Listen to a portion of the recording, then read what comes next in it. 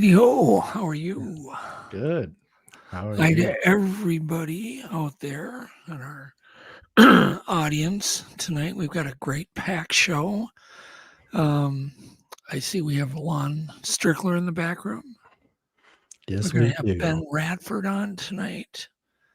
And we're going to have kind of a debate, a roundtable about the Bigfoot mystery, probably touching the Mothman and some other things. And all sorts of high strangeness, so it should be interesting. I think it might even get heated once in a while. Oh, yeah. It I'm might. ready for it. It might not. I know Lon's really laid back. Ben's pretty laid back too, so I doubt it. It'll be fun. But we'll have fun, respectfully. We'll have fun. But hopefully some new insights come out of it. Anyhow, so we just had our little tech problem. Yeah. We had to Yeah, do a we did. revert. But I did a mic check earlier. You did. You know how I did it? A fly landed on my mic, and I heard buzzing coming from my loudspeakers.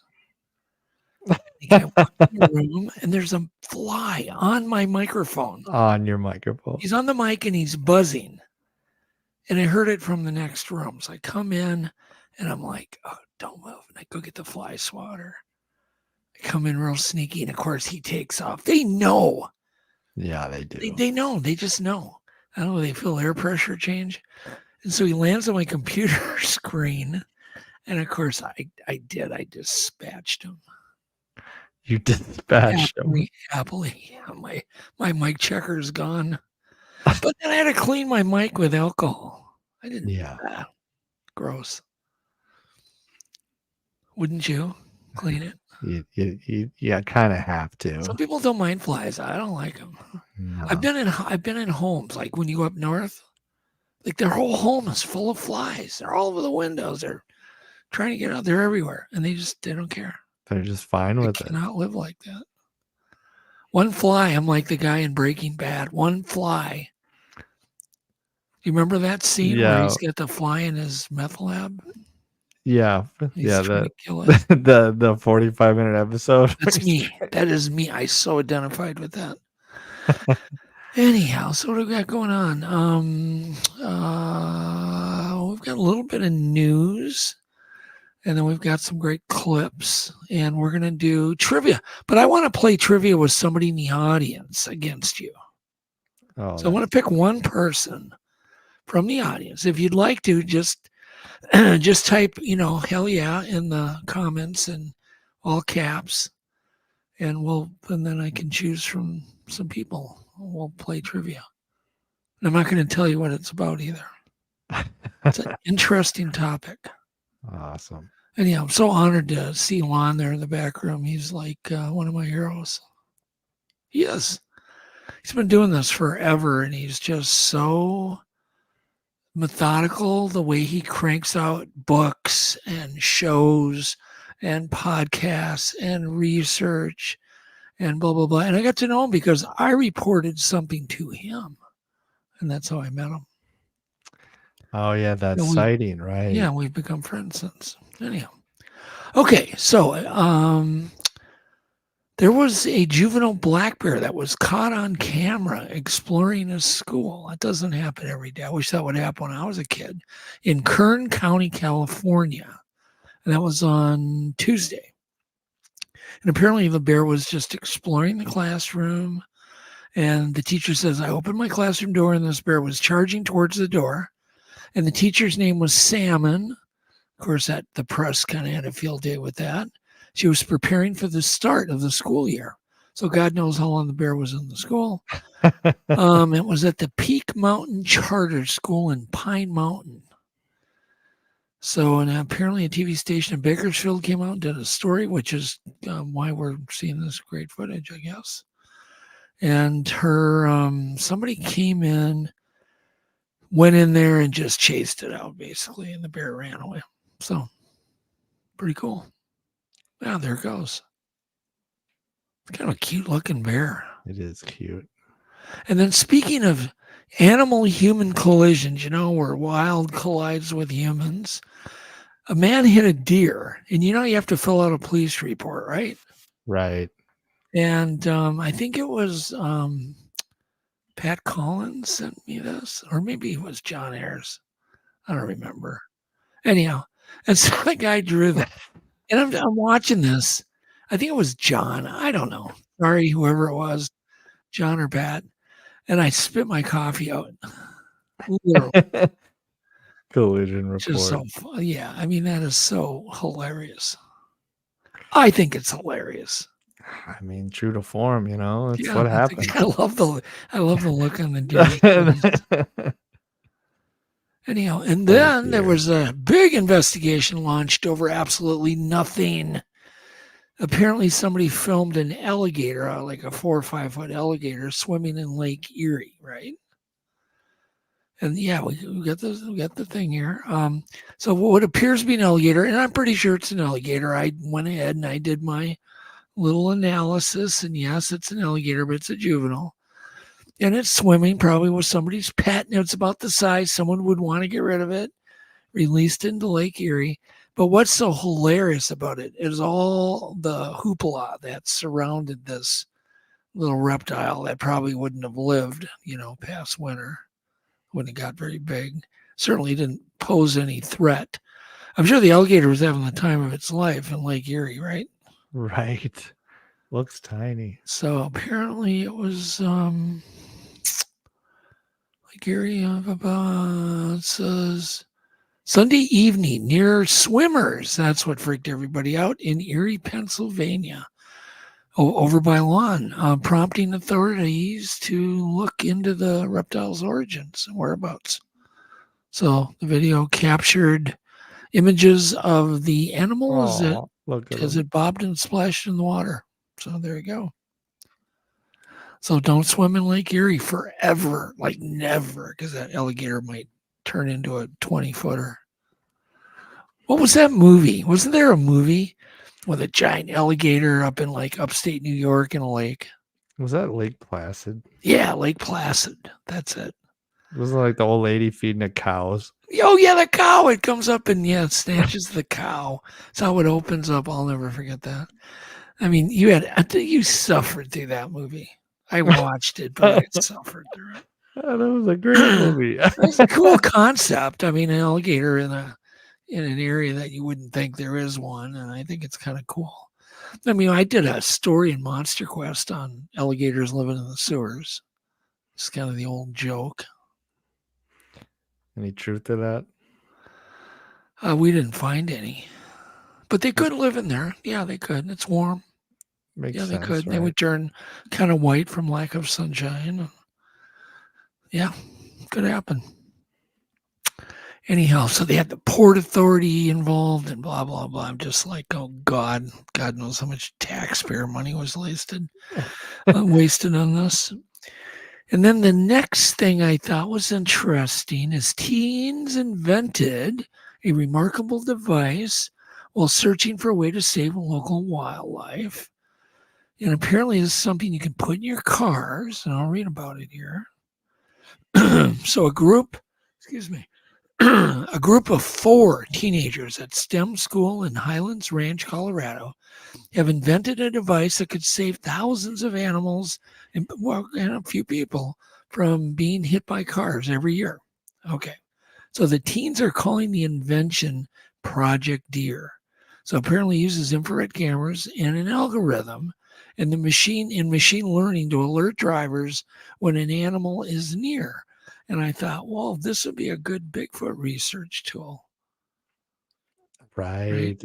I've tested some other things. In fact, I got to look up one thing that senses creatures in the woods. It's kind of a cool something. Yeah. I don't think it worked too good, but that was quite a while ago. They may have something like that now. Something a little bit better. You could dial it like big animals and then it would beep, Give you the beep, beep, beep, the jaws beep. Yep. So apparently it's here. Let me see if there's anything else kind of interesting in this. So how many wildlife collisions do you think there are in just 10 years in Colorado? Take a guess. There's gotta be, I don't know, 20, 30,000? There's three. Oh my God, anticlimactic.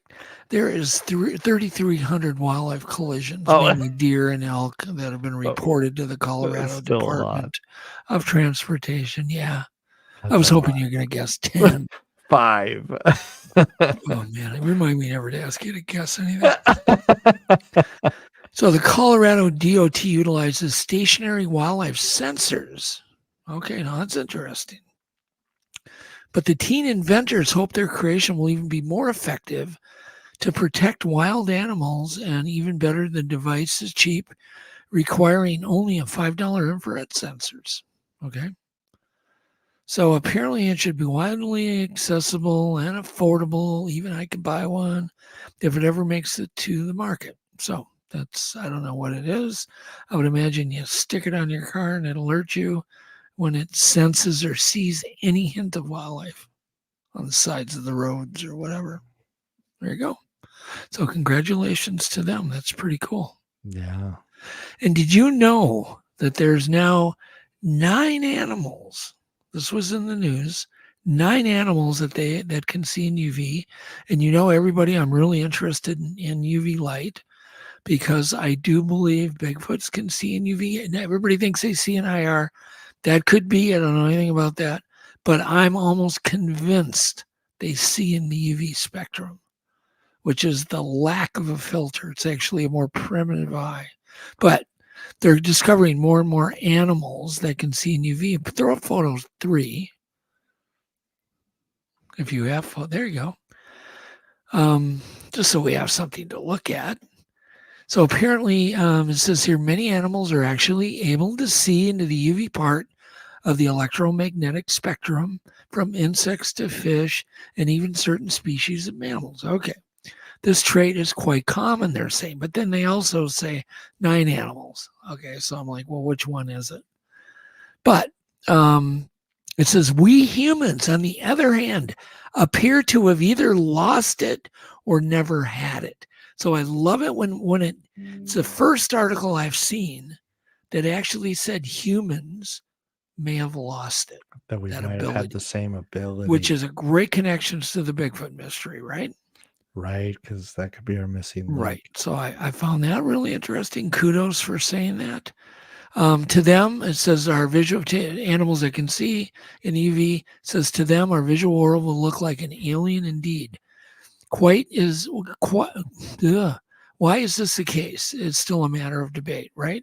But it may well be a compromise for a fairly sophisticated visual acuity. It may also be a adaptation in humans to prevent retinal cancer in our eyes, right? Eye cancer. So they think that we lost it so we didn't get eye cancer. Suspecting. So what animals can see in UV light? What do they see? I don't know how interesting this is to people, but I still am very fascinated with it. Especially when I found out, like, big mammals like caribou, they confirm they see in UV. They suspect many more animals, including our common cats and dogs. Throw up the a butterfly photo. You see that? Oh, that's tiny. Anyhow, you can see the one. No, put it back up. That's fine. You don't have to blow it up. But on the right is what that same butterfly looks like to somebody who can see in UV light, or an animal. Okay, see the difference? Yeah. Okay, so hang on. So obviously butterflies can see in UV light. One of the ways to know if an animal can see in UV light is if it changes under UV light. Because why else would an animal glow, right? Or it change under UV vision if they didn't have that vision. They would use it for mating and courtship and all sorts of crap. Okay. So butterflies are one member of the animal kingdom that can actually see in ultraviolet. And they have apparently the widest visual range of any animal alive today. A butterfly does. Makes sense. They need to find, all these flowers. Okay, and then we throw up photo 4, caribou. It's a very young caribou in this, or a female. But they can see in UV and allows them to see predators, see urine, to see predator urine, to see what, excuse me, I'm really losing my voice today. What lichens have the highest protein content? Okay, so it's important for their survival. Yeah. Really? Yeah, you ever wonder why an animal like a deer will eat here? Like, why don't they just eat everything in that little area? Just mow it down. They go from plant way over here, plant. It's because they can see in UV. Okay. And they're going after, gosh, my voice, excuse me. They're going after the high protein content. The high protein. And especially when the protein starts drying up, then it's even more important, to have UV vision. Right. It says these animals adapted to UV vision like caribou did 10,000 years ago, right? The frozen wastes of the Arctic reflect 90% of the UV light that hits them. Apparently the snow only reflects a few percent of the UV light, so the spectrum is very, very important for these animals to see urine, predators, and so on. So, but think how easy it would be for a Bigfoot then to hunt toads. Toads pee every few minutes. Urine glows really bright under UV spectrum. So if you had UV vision, you'd be able to see that urine really, really well. So just like it was under a black light. Yeah, you know what a black light poster looks like? Yeah. It'd look like that. Urine would. Wow. Yeah.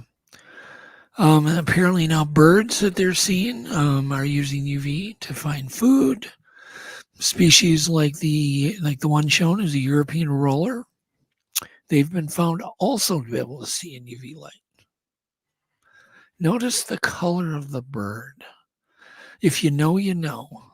Just notice the color of the bird, what color it is. And once again, if you know, you know. It says, the blue. This is these European rollers. One use is to help identify stronger and weaker members of the brood using their UV vision. They're able to check using UV to see which ones are healthier, which ones are weaker. By studying the young of the species, scientists found that the foreheads of heavier chicks reflected less UV than the weaklings. So the weaklings are going to glow more. So they use it as a glance to identify which chicks maybe need more food than the other ones. Isn't that cool? That's awesome. I think it's awesome. Nod your head, Lon, if you think that's cool. Like, yeah. Okay. Some birds also use UV to find mates, obviously, blah, blah, blah. Bees use it to find pollen. I'm just skimming over this. Fish, they now found out fish see in UV light. Okay. There's a growing body of evidence that some fish species like sockeye salmon, like the one shown here, can see in UV. What in the hell is that like? He's like on his last legs. Sockeyes, and they're photo. That's kind of what you do when you get older. You just kind of I call it salmonizing. You're just walking in Walmart and your leg just falls off, your arm just. Yeah, I watched a salmon one time in a tank that was getting old, and his gill fell off right in front of me. I was like, he's salmonizing. Just sitting there. Yeah, so sockeye salmon, and apparently they can also see they may use UV to find food. What is odd, though, is that the UV receptors in their eyes appear and disappear at certain times of the year. That I found really interesting. And that they found also with caribou. Their eyes change color during the year. Interesting. So during the year, times where they need the UV vision, their eyes turn blue, and other times they turn brown. So, you know how we get different reports of different eye shine, different colors than Bigfoots. We need to start paying attention to the color The color. of the eye glow and the time of year. Okay. That is being ignored by every researcher. Color of eye glow. Take time of note. year. Yes. This information's all out there in podcasts, and if somebody could gather it, it'd be awesome. And sort it and group it. Yeah, like when green eyes shine. What time of year is that? Is it always when we see green eyes shine in the fall or spring or whatever? Right, the seasons. Because it's a very good chance that their eyesight also changes for the seasons, right? Right. All right, now they're discovering that cats and dogs also can see in the UV spectrum, blah, blah, blah. And, there's myths that cats can able to see the dead. Well, maybe they can. Maybe the UV spectrum helps them. Who knows? I'm just talking. Hedgehogs hedgehogs have UV vision, and you can see the slight glow when you put a UV light on them. Yep, kind of pink. All right, enough of that crap. All right, who wants to play Alex in trivia? We have Tennessee, Kentucky, Bigfoot, Kim Kincaid. We've got Rabbit, Homesteading, Judy Wheeler, Bigfoot Todd. Come on, Susan, you do Alex. Okay. Susan Lawrence. Can we fire up the bumper? Yeah, fire up the bumper. All right, here we go, guys. I'm an expert at overthinking things that I shouldn't. You come across as a cool guy, someone is the opposite. Let's really stump Alex.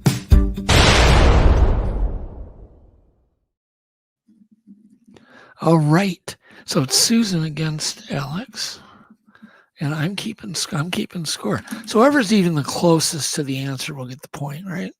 Yeah. The sound an owl makes is called what? I'm not giving you multiple choice. The sound the owl makes is called what? A hool. Oh, did Alex say a hool? Come on, Susan. Whoever's the closest. A hool? What the hell is a hool? You could be right. Susan says, a hoot. Susan says, I'm only going to pay attention, just so you guys know, I'm only going to pay attention to Susan. So Susan got it right. Shit's hooting. Yeah, that was close. So you said hool. You said hool with an L. No. Susan kicked your butt, man. Oh, no. All right. The sound an owl that makes, the hooting, can be heard for how long? And you guys got to pick one. Is it 1 mile, 2 miles, or 3 miles away? Or is it even farther? 3 miles. 3 miles. Susan, what's your pick? 1 mile, 2 mile, 3 mile. How far can you hear an owl hooting? Yes, Loretta got the hoot right too. 2 miles. Okay. So, Susan, you won because the answer is 1 mile, and so you're closer. So it's now 2-0, Alex. Terrible. Well, you got plenty. You got a little time to catch up here. Some owls live in, like holes and tree trunks. Some live on the ground. What owl lives in the ground? Name the owl that lives in the ground. And you both can cheat. I mean, you can look at other people's answers. Who can cheat the fastest? You both can cheat. It's whoever cheats the fastest and gets the answer the closest. A Whoville. What owl lives underground?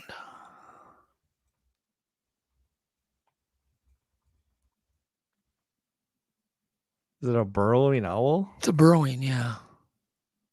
Yeah. You said burrowing?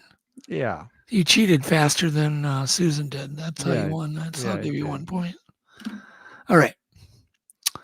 Some people got it. Yeah, TWT got it. I can't read fast enough. Flat Rockland got it. Okay. Owls have heart rates, right? Just like people do. Right. Do they beat 100 to 200 beats a minute? Or do they beat 250 to 400 beats per minute? 250 to 400 or 200 or 100 to 250? 100 to 250. And Susan? And Susan, you said what at 100 to 250? She said 250. So Susan actually got it because they start at 250 and go to 400. So Susan, you're 3-1 now. She's definitely beating you. All right. Some owls can turn their head. How many degrees? Is it 360 or is it 270 degrees? You know, they spin their heads around. Or it could even be over 360, but pick either 270 or 360. 360. 360, Alex? Susan, what's we're going full exorcist. 270. Susan won. It's 270. Close. The owls have their eyes. They can't move. Like we can kind of corner eye back and forth. Right. So they can't do that. Their eyes are fixed in their head. So they got to spin their head around like the Exorcist. Or Batman. Yeah. All right. One reason for the high heart rate, I didn't mention that, was their need to maintain constant warmth. Owls need to maintain a high body temperature. Okay. I didn't know that. Yeah, I thought that was interesting. How many species of owls are there? 400, 300, or 200 species? 4, 3, or 2? 200. Alex is saying, you're saying 2? Susan? She's saying 4, it's 200. There's 200 owl species. I would think there would be more too, logically. So we got a point. Everybody applaud. Wow. It's bound to happen by accident. Yeah, it was about. Oh my God. Yeah, apparently they're one of the more diverse groups of birds in the world with 200 subspecies of owls. And they're found on every continent except which one? Is it Australia? True or false? Is Australia the continent that they're not found at? True or false, owls? Simple T or F, Alex? They are found on Australia. They are found in Australia? Okay. Is that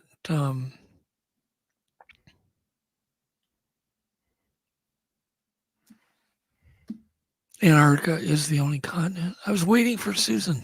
Oh, she said truth. So, Alex, you got that right? Yeah. So it's 3-4. You're moving up. Trying. An owl has how many vertebrae? Is it 14 or 22? 14 or 22. How many vertebrae do they have? 14.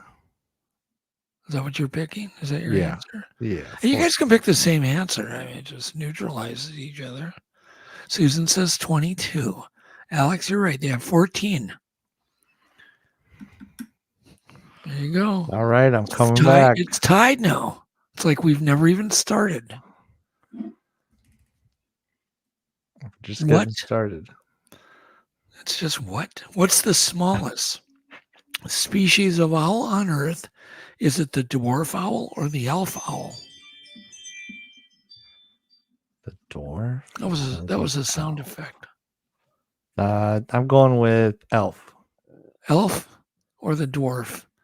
Elf. Susan, what say you? Dwarf or the elf? Dwarf. It is the elf owl.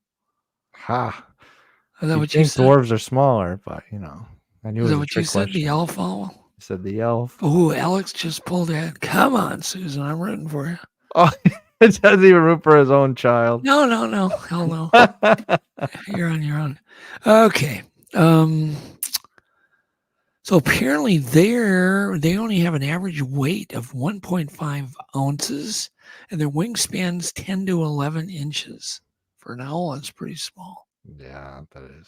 And they live in South America and North America, these little elf owls.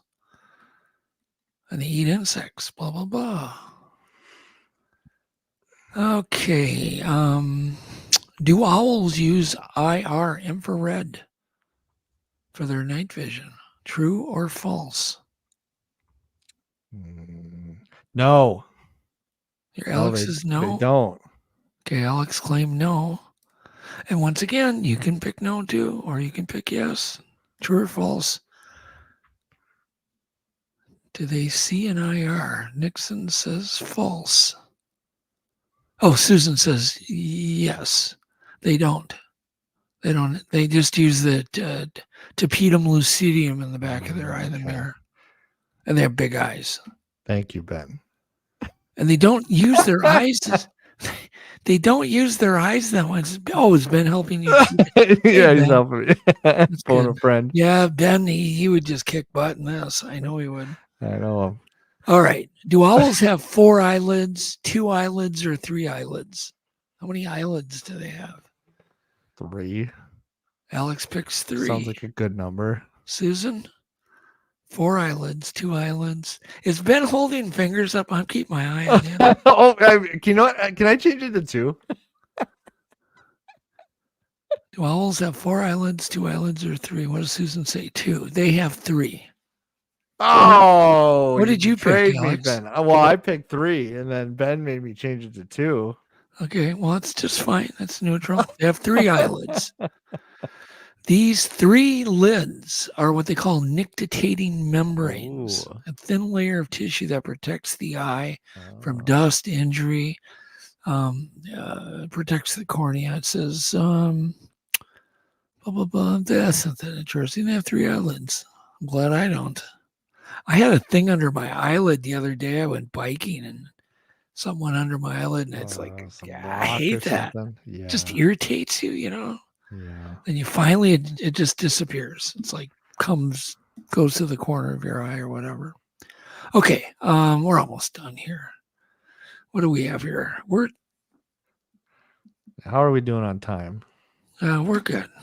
Just we hang on here. Alex, you're winning based on that. How is that even possible? Or did you not get that last one right? I didn't. Oh, then you're not winning. You're tied. Okay. Oh. Some species like the snowy owl can eat how many lemmings per year? Is it 1,600 or 3,000? Lemmings are little mice-like rodents up in the Arctic. Do they eat 1,600 a year or 3,000 per year? Snowy owls.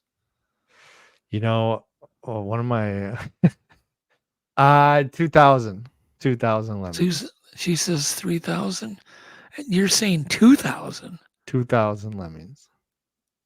It's 1,600. I said was the choice. Oh, I thought you said 2,000. No, 1,600 or 3,000. Okay, 1,600. Okay, Alex, you got it right. You got it right. Okay, Alex just pulled ahead. We're gonna have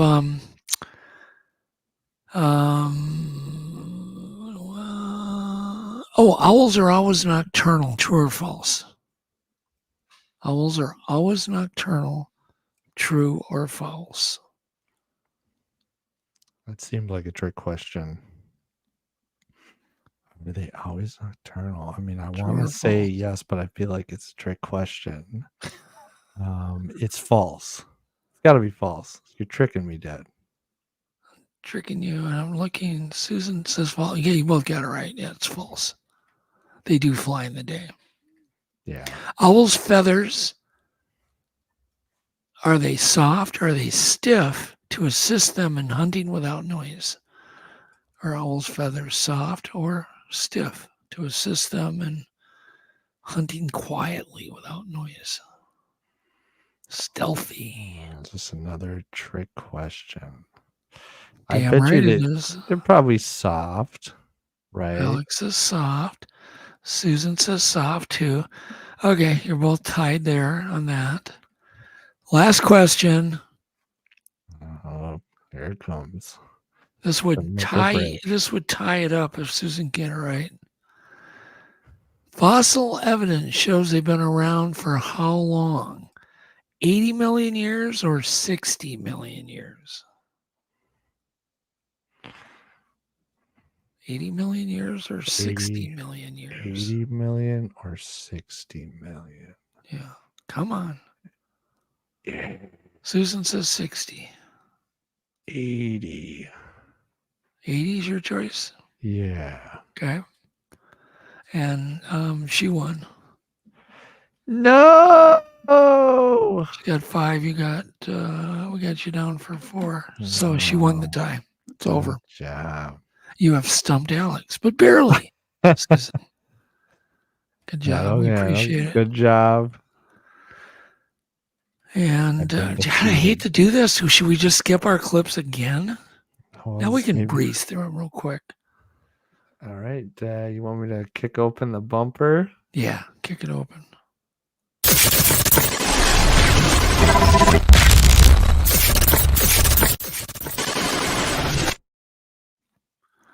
Clip 1. Sounds good. Slow moving object. Poor explanation.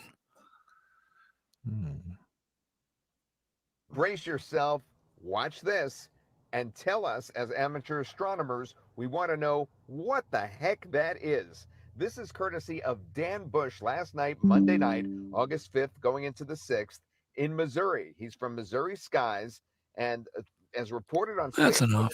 I think it's space junk. Curious object, and I just didn't. His explanation was kind of sucky. I didn't even let him finish his explanation because I really didn't care. Okay. The next thing sounds fine in this. So this is a tree kangaroo.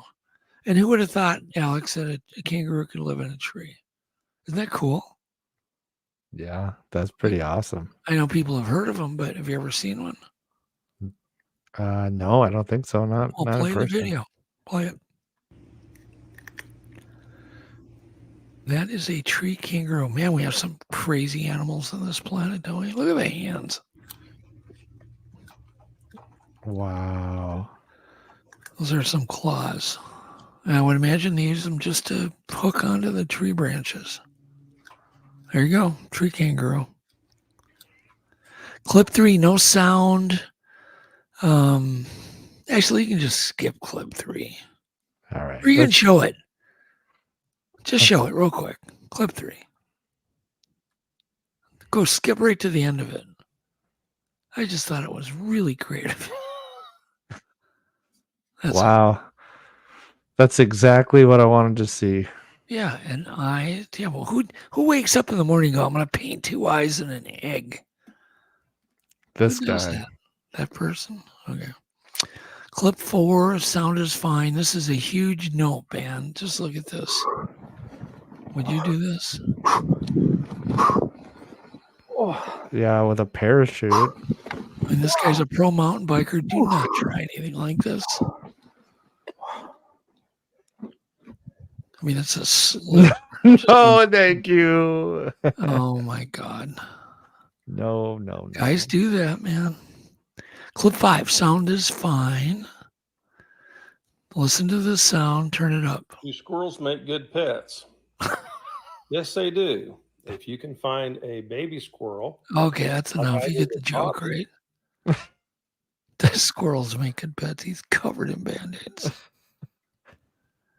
You didn't find that funny at all, did you? Could be a bad date, you know. Clip 6, sound is fine.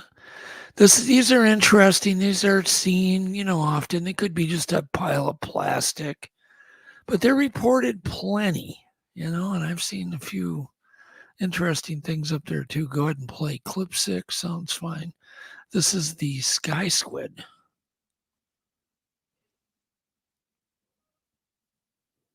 Yeah. Or is it a hoax? Is it a hoax? Somebody just filmed something in the ocean. And then just And they use the edited it? reflections of the sky in the still water. Because there's plenty of creatures like this. But just because somebody hoaxed something If this is a hoax, it could be totally legit. But if he wanted to show people it was legit, he should have backed out and really showed and panned around. Right? Right. There's no context. There's no context. And I don't know if it's a hoax or not. I haven't studied it, but it still is very interesting. That's cool. Okay. Yeah, it's cool. There you go. It's definitely a real animal. I believe that. I just don't know if it's a little 2-inch sea slug. You know what I mean? What do we got? Oh, baby, is this? What is this? Oh, yeah. These dudes. These are these little mud skippers. I think they're invaders too. And they just go from ditch to ditch, pond to pond. Isn't that weird? Why did the fish cross the road? I don't know. Have you seen it happen before? Yeah, why did the fish cross the road? Next one, clip 8. Baby beavers are really super damn cute, and the sound they make is really cute. Oh, look at that guy. Alex. All right, clip 9. Spectator here. Whoa. These rally cars get so much air. And I know, yeah, they do it on straightaways, but still, I mean, I think you're really taking your life in your own hands when you're at a road rally race like that. Yeah, right. Just one bad. Yeah. Yeah, that thing was defying gravity. So Alex is just going off without me. That's fine. Go ahead, Alex. Clip 10. Sound is good. Octopuses are smart. What would you do? Meets a human sitting on a rock. Wait for the interaction. This is cool.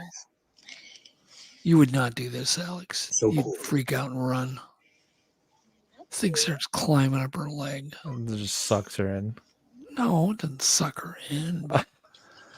But literally, it takes nerves of steel. She's petting it. Amazing. Nature is so beautiful. It really is. I love videos like this. And then it eventually pulls away. You want to come up here? She's like, oh, you want to come up here?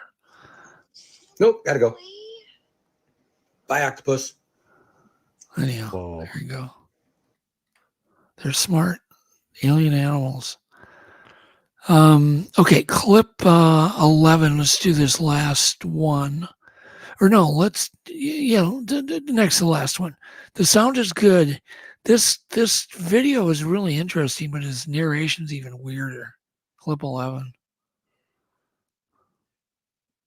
His narration's better than the footage you captured. You look like a deer caught in the headlights. Did you not get clip 11? Huh? Did you not get clip 11? Oh my God. Yes, I do. I'm watching it. Sitting in Earthlings and hello interdimensional beings.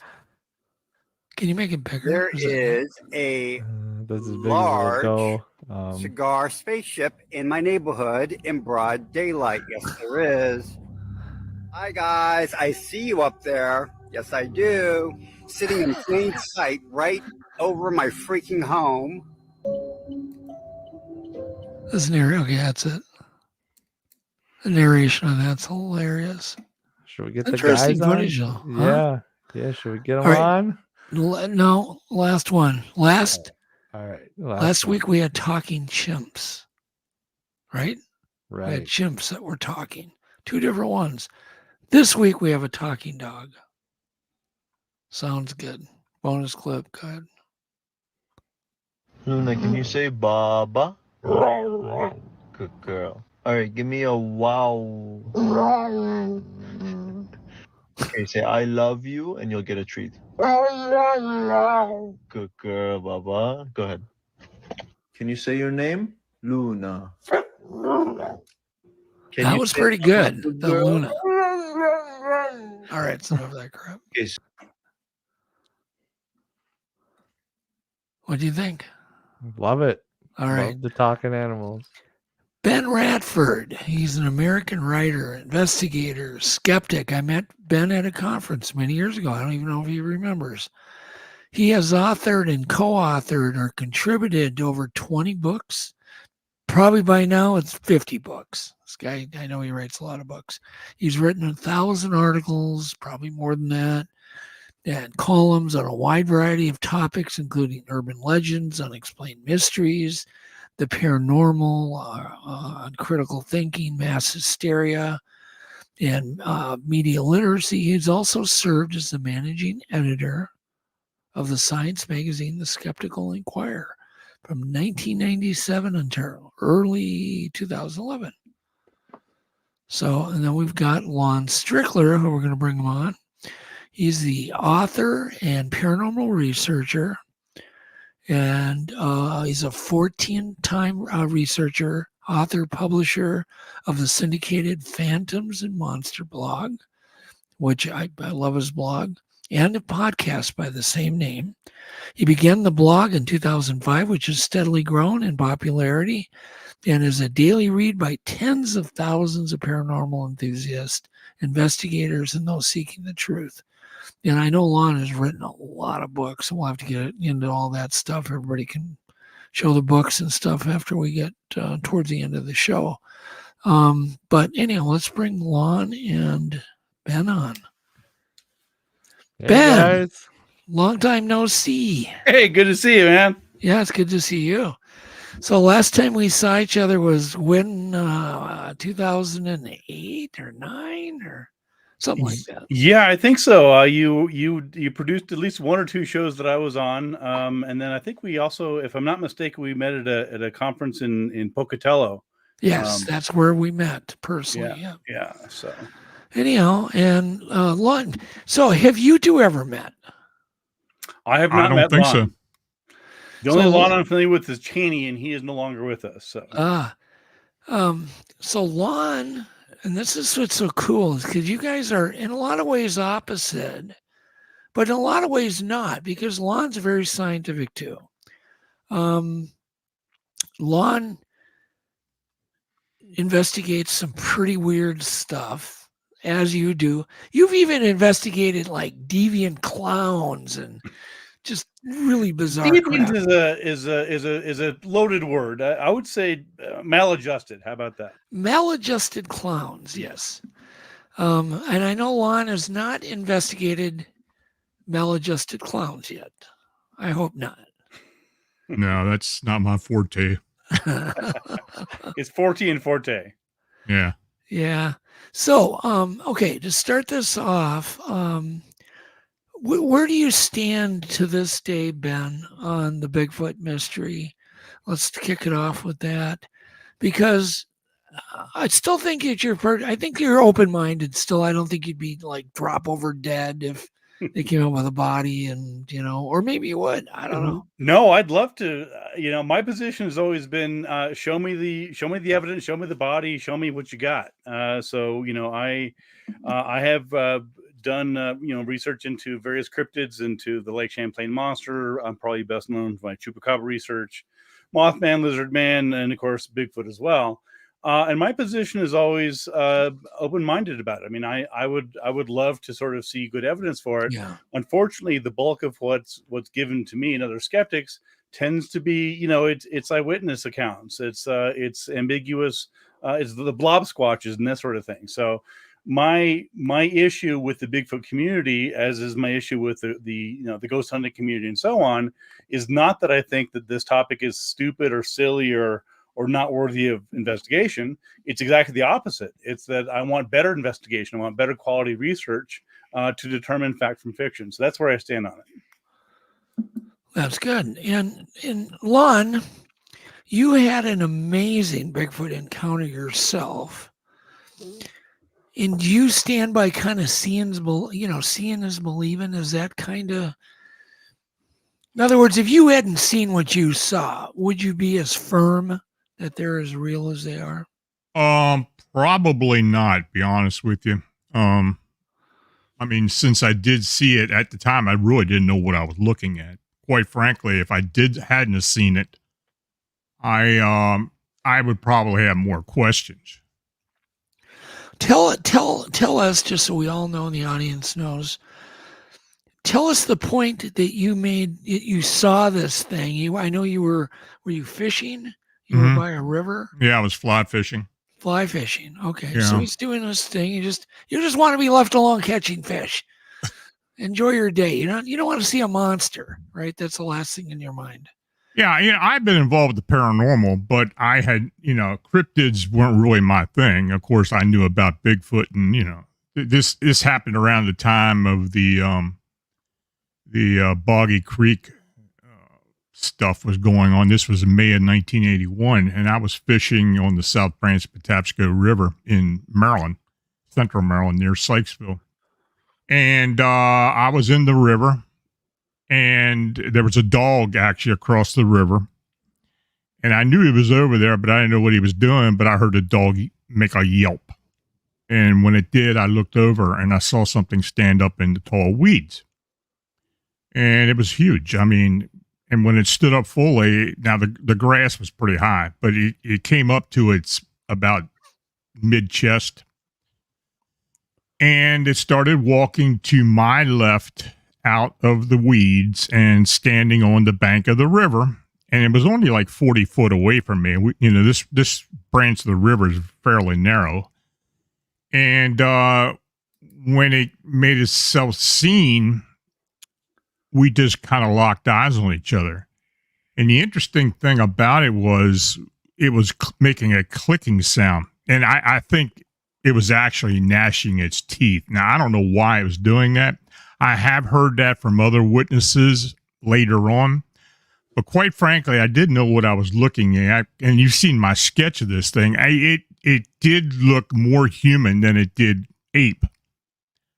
But it was, had a lot of hair on it, dark brown hair. It was kind of matted for the most part. The head was kind of conical shaped in a way.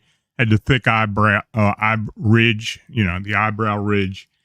And it was kind of making this clicking, gnashing sound.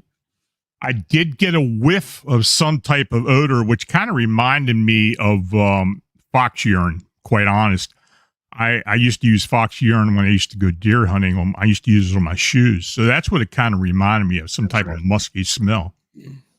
And we kind of looked at each other for like 10 seconds, and this thing just suddenly turned around and started walking swiftly up into the woods. I still didn't know what I was looking at, And in fact, I thought it may be a Bigfoot. And later on, I found out there had been sightings in the area, previous to mine. And of course, well, what were the options? So what were the other options? You didn't know it was there's no other option unless it was an escaped psychiatric ward patient at the nearby hospital. Okay. Other than that, I didn't know what it was. Well, the story gets a little weirder because it is weird. You decided to call a sheriff, didn't you? Well, what I did, I got in my car right away, and I drove into town, which was only like a mile down the road. And I stopped at a bar nearby and called the local police. And I told them what I saw. And I did hear somebody in the background kind of say Bigfoot, kind of jokingly. But the woman on the phone told me, look, we'll send the police out, but we need you to go back and wait for the police. And I'm thinking to myself, well, why in the hell would I want to go back out there? I didn't know what this. Yeah. And I got back. I still had my waders on, so I got back in the car, drove back up the road. It was only like a mile. So like 3 minutes later, I'm pulling up, and there's a Maryland State Police officer standing there with one of those old wooden barriers across the road already, around the approximate area where I was. And I thought that was really strange. Now, how he got the location and everything.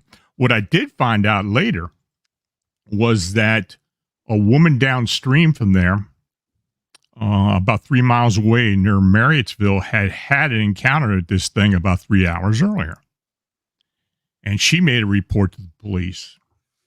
And they were out looking for it, but the response was just overwhelming and unbelievable because we had state, federal, local, county, all there eventually. So I don't know what the deal was. And, for people who know about the Baltimore, Washington area, there's a lot of facilities that we just don't really know what they are. I don't know if that's the case or not. And I still don't know after all these years.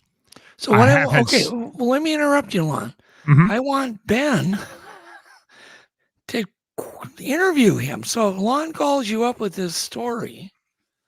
Ben, take it away.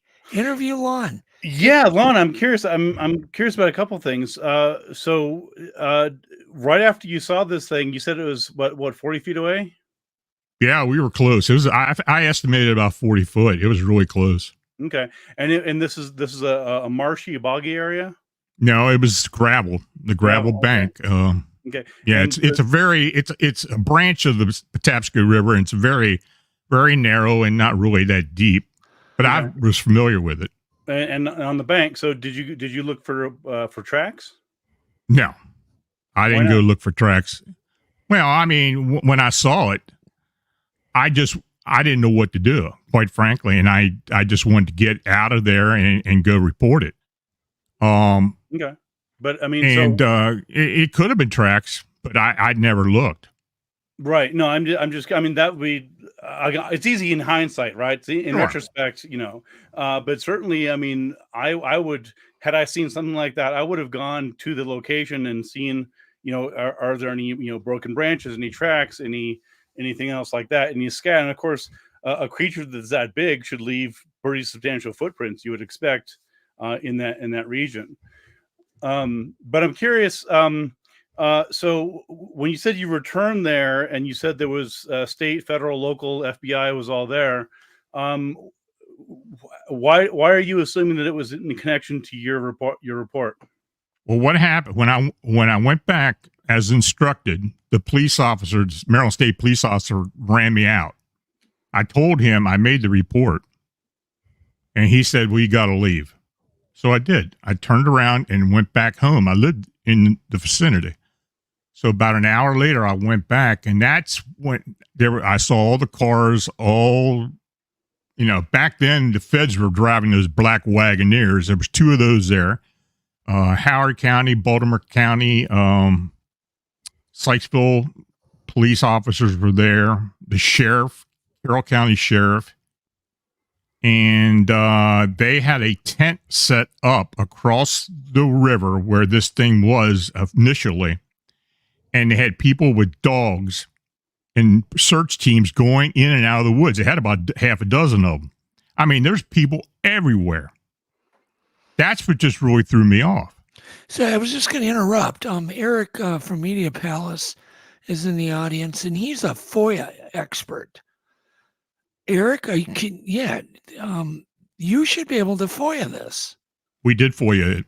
You did? It. Yeah, we did. Oh. In fact, a couple of other people who have been working with me for years now, we have filed FOIA requests for years. When we did the episode back in 2014 for Monsters and Mysteries in America, there were FOIA requests put out back then as well. So this thing has been thoroughly investigated. I have an attorney down in Florida right now that's actually looking into it as well. So who actually worked for the government at one point and is very familiar with the FOIA laws. And so he is working with me also. So, yeah, this has been, we've looked at this extensively. And in fact, I couldn't even get into the area after it was over because they literally had the area guarded off and they weren't letting anybody in there for a couple of days. Well, I guess my question is, why are you assuming that it was connected to your sighting? Well, I mean, that's the only thing I could figure. At the time, you can't think of any other reason why the police might be in the area other than I have no idea why they were there. Yeah, I don't. Are there any I did talk in to the area? I did talk to a local police officer about a year later. He confirmed everything. He confirmed to me that they were there for one specific reason, to back up the other the county, the state, and the feds. They were kind of running, I guess, security or whatever. But they didn't know about what was seen until later on as well. So it was, it's a crazy situation. I mean, it was something I didn't really expect. Well, Lon, I understand. I guess what I'm missing was what in logic we call the warrant between the argument, right? You're saying that you left the place, and then when you went back, there's feds everywhere in the FBI. And so far, you haven't explained to me anyway why you're assuming that the only reason they could possibly be there was because of your Bigfoot sighting. Well, at the time, I didn't know that, but as time went on, that's what I assumed. It'd be a hell of a coincidence not to be. Well, I don't know. I mean, I would like to know the date. For all we know, there was it was May 9th, about 10 o'clock, May 9th, 1981 at 10 o'clock in the morning. And did you confirm that there was no other reason why police would be in the area at that time? So I guess what you're saying, Ben, is were there any other stories that came out, right? Like, well, no, I'm just, again, I don't know. I wasn't there. I'm just saying I'm looking for alternative explanations, right? And what Lon seems to be saying is the only reason he can think of that the police might be in that area is because of his sighting, and that's possible. On the other hand, I mean, as we're speaking right now, there's an escaped prisoner. I hear it on the news just an hour ago. So. I don't know, but I would, in order to be sure and have some sense that this is actually why they're there, you would need to preclude that as an explanation. So, well, what we looked at, my question to Lon was, did you confirm that there was no other reason why the police would be in the area at that time? Yeah, we did. Springfield State Hospital was in the vicinity. In fact, my sister was working there at the time. Quite honest with you, as an RN. And I think they may have been, and they did check the hospital if there had been an escaped patient, and there hadn't been. That was checked up on, and in fact, Monsters and Mysteries America actually checked into that. So, when we did, if you go back and look at the presentation on why would there be an escaped show, hospital patient? It's a state psychiatric hospital.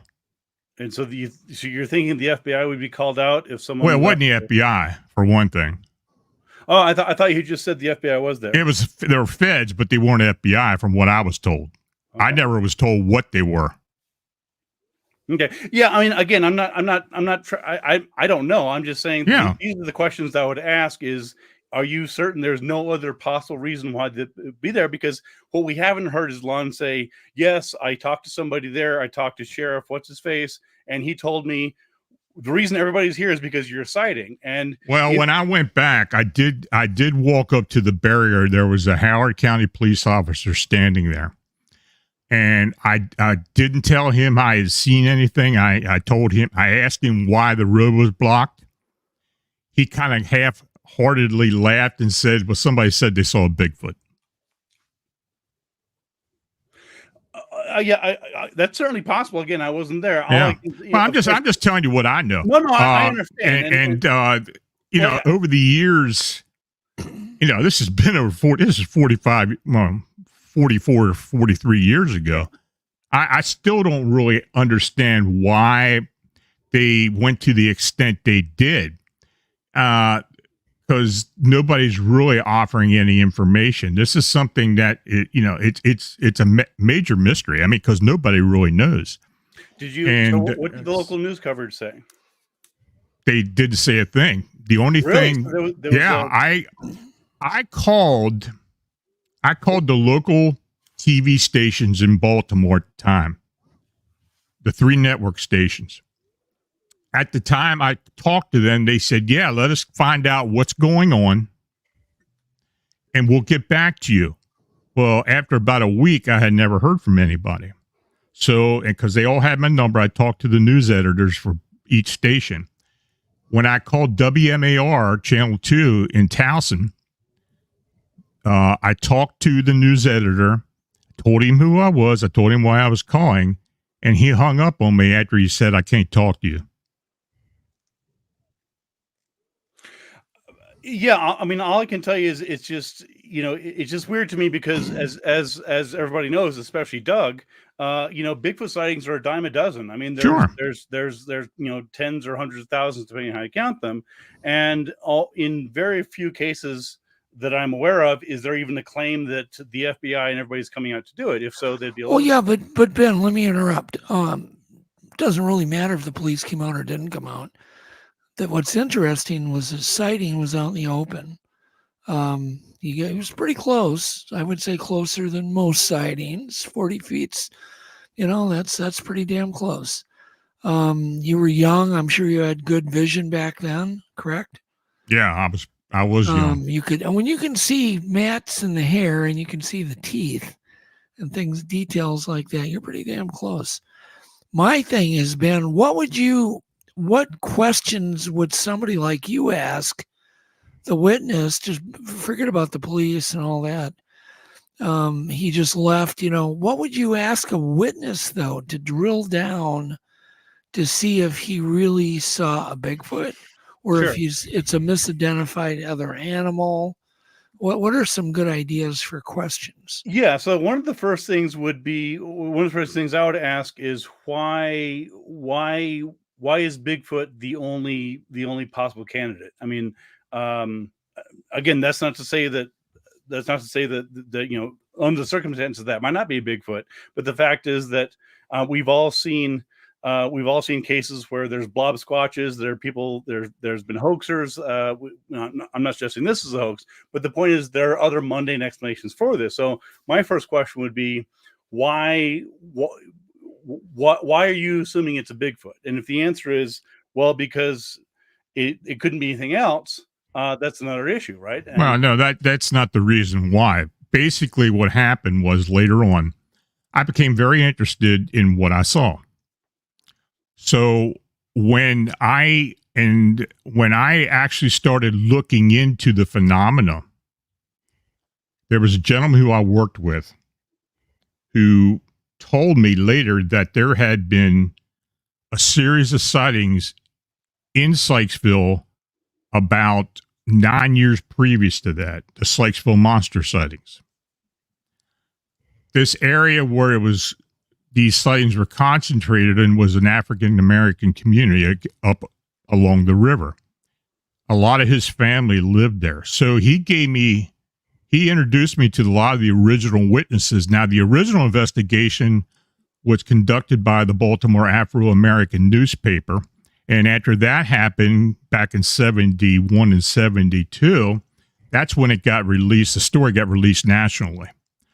But I never knew anything about that. So I had talked to other investigators who had been involved with that investigation, as well as a police officer. And I talked to several of the witnesses. I talked to the 6 original witnesses, though one had passed away. And then I found 4 other witnesses as well. So I was really digging deep into it. They did make casts of the footprints during that period of time.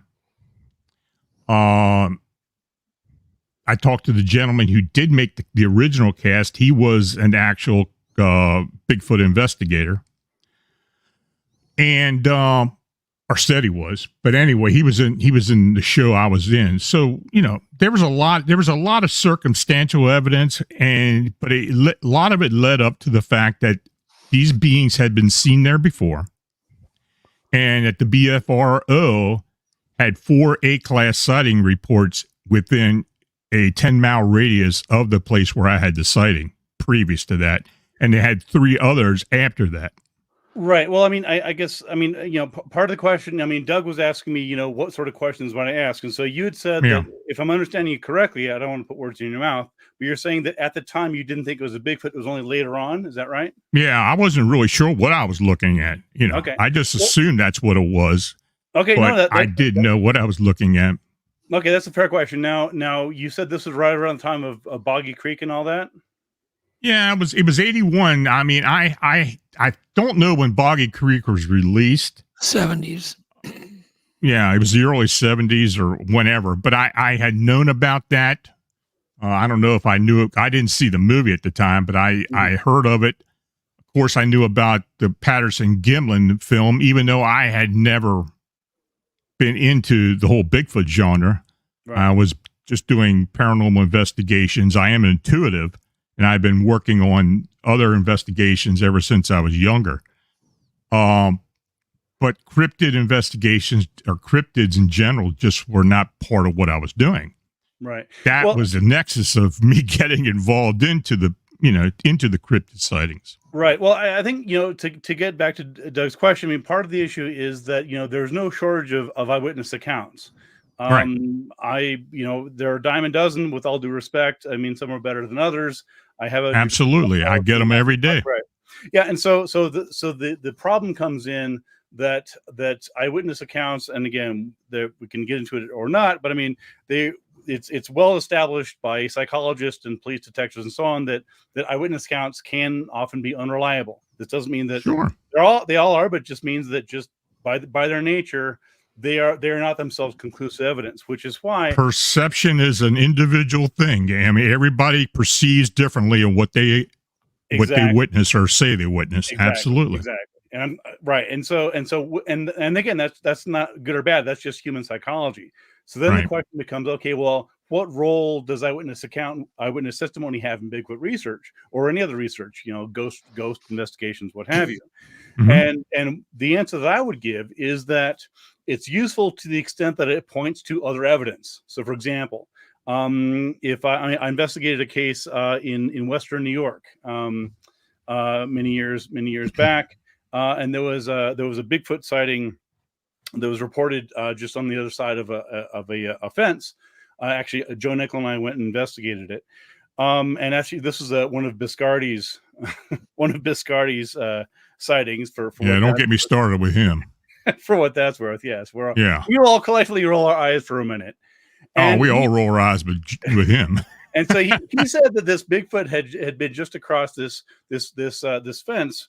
And I actually went over the fence, and I don't think Biscardi knew this, but it was a muddy area, and I could tell for a fact that no humanoid animal, and certainly nothing bipedal, had been anywhere in there because it had rained. This is Western New York. So I knew for a fact that there were no tracks there, and so the point here is that these sorts of things these eyewitness accounts are useful insofar as they point to other evidence. So if I just hear Lon's story, I don't doubt it. I don't believe it. I don't know what to make of it. I'm sure that's perception. The question is, if you tell me that it was 40 feet away in this area, well, there might be forensic evidence there, right? There could be tracks, there could be broken branches, there could be take your pick. And so that's where I go with this. And so, on one level, one eyewitness story is no better or worse than a dozen eyewitness stories, unless they lead to other objectively verifiable forensic evidence. I agree with you. But we all agree with you, Ben, on that, obviously. Good. I didn't hear Alex say he agrees. Alex, do you agree? Yes. Thank you. All right, we can move on. Alex agrees with everything. But the thing is, as an investigator, what questions about the creature would you ask? Because you haven't asked one question about the creature, not one. Or do you think, or wouldn't you? Well, you've somebody given called you. Yeah. But if somebody called you and said, Ben, I have this story, I want to tell you, what questions would you ask him is what I'm hoping you can come up with some. Yeah, and you've already, your account has already, and Lon's account has already answered some of these, which is why I didn't answer. But for example, I'd want to know the distance. I'd want to photograph the area. Unless the Bigfoot just parachuted right there should be tracks leading up to it and going away from it. Depending on the distance, there could be dozens or hundreds of tracks, right? Every time it takes a step, there's two tracks there. So I'd be looking for that. I'd be looking for a general description. Again, of course, in many cases, particularly when we're talking about the North American Bigfoot, the descriptions are fairly homogeneous. It does, there are some slight variations, but we're not talking, we're not talking the Yowie, we're not talking the Yeti, we're talking Sasquatch, North American Bigfoot, and within some variation, and Lauren Coleman talks about in his books, we're talking more or less the same thing. So I wouldn't need to ask him how many hairs it had on its head. I mean, those descriptions. Well, that doesn't interest you then. A physical description has no interest. Well, it's not that it doesn't interest me. The question is it a fruitful question? So for example, I would want to know certainly the color of the hair, because that would help us exclude some of the fauna nearby, right? If the only thing in the area is, for example, brown bears, and what he saw was snow white or golden or whatever else, then that would exclude that as a candidate. That's the sort of questions that I would ask. Also, of course, was there anybody else in the area? For example, Lon mentioned there was a dog there. Was there another fisherman there, or a hunter? If the answer is yes, then where is that person? The answer is no. How do you know that? Just because you didn't see them doesn't mean they're not there. So you need to expand the investigation that way. Lon, did you get a good handle on how tall it was and how broad the shoulders were? From just what I could tell, I figure it's about 7.5 to 8 foot high. So pretty big. Yeah, it was pretty good size. It was definitely male, because I could see the genitalia on this thing. That's how close I was. Yeah. And I mean, I was fairly close to it, and the hair color was brownish. It was dirty brown, and it definitely had some matting on the legs, especially of mud caked hair. But the body itself was practically covered with hair. The face wasn't. The face was kind of a deep brown color. It didn't have a lot of hair on the face. Now, I never did see the palms of it. There was hair on top of the palms, top of the hands. The only thing I did see is when it walked away, I did notice on the bottom of its feet that it was kind of a lighter color. Super interesting. So there's no way. I mean, the shoulders. There's no way it could have been a bear. You couldn't have zero. Well, we don't have bears in the area anyway. A black bear will turn up once in a while, but they're fairly small. I think overall we kind of eliminated any other possibilities, and nobody else ever came forward at the time, even since then. And it's not for the lack of trying. This whole thing, everybody around the area knows about the sighting, and nobody has ever come forward that we know of. It's never been mentioned or never been documented. The only other sighting was the woman who was downstream that had the sighting about 3 hours previous to that. Any more modern sightings in that area? Yeah, there was one about 5 or 6 years ago in an old ghost town, an old mill town called Daniels, Maryland. I talked to the witness. Her and her son had an encounter with what they said was a Bigfoot. There was a couple sightings of what people described as cryptid canines in the area as well. If you go back and look at the original sightings back in the early 70s, there was a truck driver who did make a report with the BFRO investigator in the area, Mike Frizzle. Mike and I had talked about it, and that was documented by BFRO. So if you go and look into BFRO listing, it'll have several A-class sightings there. Yeah, I would caution against putting too much credence in the BFRO's stuff. I know it's all subjective. Absolutely. Well, it's not just subjective. I mean, I've personally investigated a handful of their supposed Class A sightings, and it's just garbage. And I mean, I with all due respect, I mean, I looked into this and I looked at what they said was there, and there's astonishingly bad investigation. There were these cases. There was actually a case. Part of the reason that I looked into it was that I was asked about. It was a firefighter and apparently it was in here in New Mexico. And they botched up the whole story. They did no follow-up. Allegedly, there were all these firefighters who saw this Bigfoot just across this area, and presumably they had phones. I was dismayed and frankly astonished at how little investigation the BFR did on one of their best cases. Just to be crystal clear, this was not one of their, oh, this is a bad case, don't look into it. This is one of their stellar cases. They're saying, and I'm looking into it, I'm like, there was so little actual investigation. So anyway, I'm not trying the BFR operates on no budget. They have zero budget. Well, no, they have a huge array. That's fine. Huge array of investigators. Then all don't amateurs. Do it. Then, Doug, that's not an excuse. If you can't do the job with the money you have, then don't do the job. Don't do a half-assed job like, well, sorry, our research is shoddy. We don't have any money. Well, then don't do the research. What percentage of investigators, Ben, do you think just aren't doing a good job at the BFRO? Do you think it's 80%, 90, 10, 5? Well, how would you know that, Alex? I'm just saying, guessing, like from a feeling, right? I mean, you investigated some of these things, and what would be your expectation? I mean, if 1% of them are bad and 99% are doing a really good job. Well, yeah, I don't have a good sense. I mean,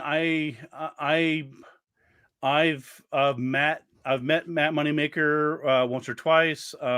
He and I had a bit of a I don't dislike the guy, but he and I had a bit of an issue because the famous Skookum cast, which you're all familiar with. I was wanting to see it, and he said that I was not qualified to see his cast. And later, when it turned out almost certainly being Kneeling Elk, he, to this day, I think he still denies that. But so, my issue. Well, Ben, whoa, let's back up because I don't want misinformation getting out either. Yeah. I personally, with other people, we went and got elk legs, from butchers and did everything we could to duplicate the thing. And there's no way. We had Dr. Dara Swindler, the top anatomist in the world.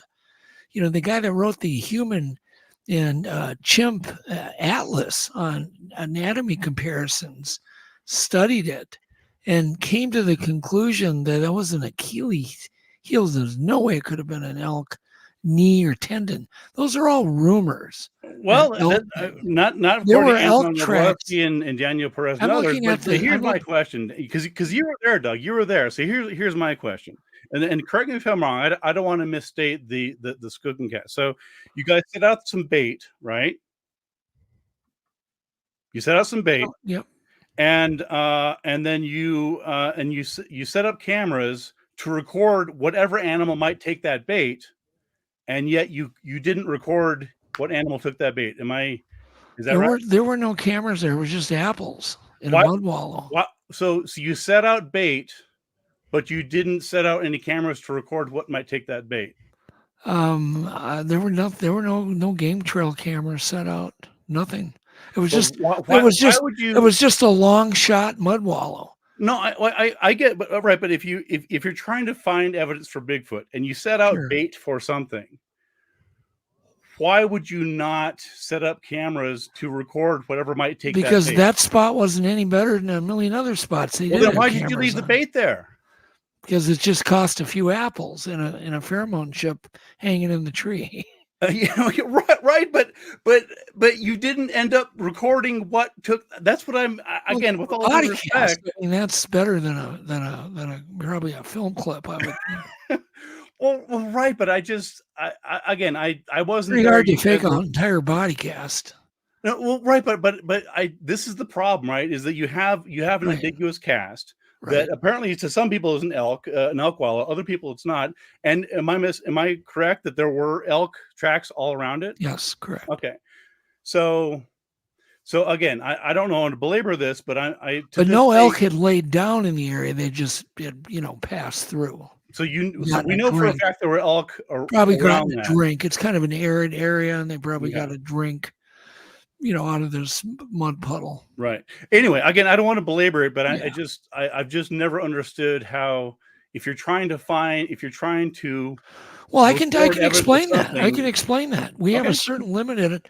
I'm looking at a pile of gear here that's just mountainous of cameras and gear, but still a limited amount. If I go into an area, I can only put we just did a project where we had 30 cameras manned in the middle of nowhere. We actually had hooked up because we had 5G service in the area, which was really rare. But 30 cameras is 30 cameras. It's not 3,000 cameras. Sure. So you have to still pick where you're going to put them, And in that particular expedition, there was even a film crew there from Australia, Animal X crew, and even they had brought even gear, but the gear got put all over. They Right. did this, they did that.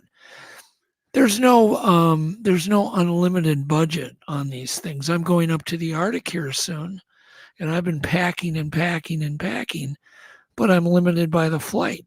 Right. And how much And poundage I can take. and I'm sympathetic to that. You didn't have We unlimited may, resources. we may end up. I've got, for instance, we're doing some film camera traps that are non-electrical. They're wind up, old-fashioned film cameras with a trigger that's basically just a 3D printed little trigger, a spring trigger that'll spring the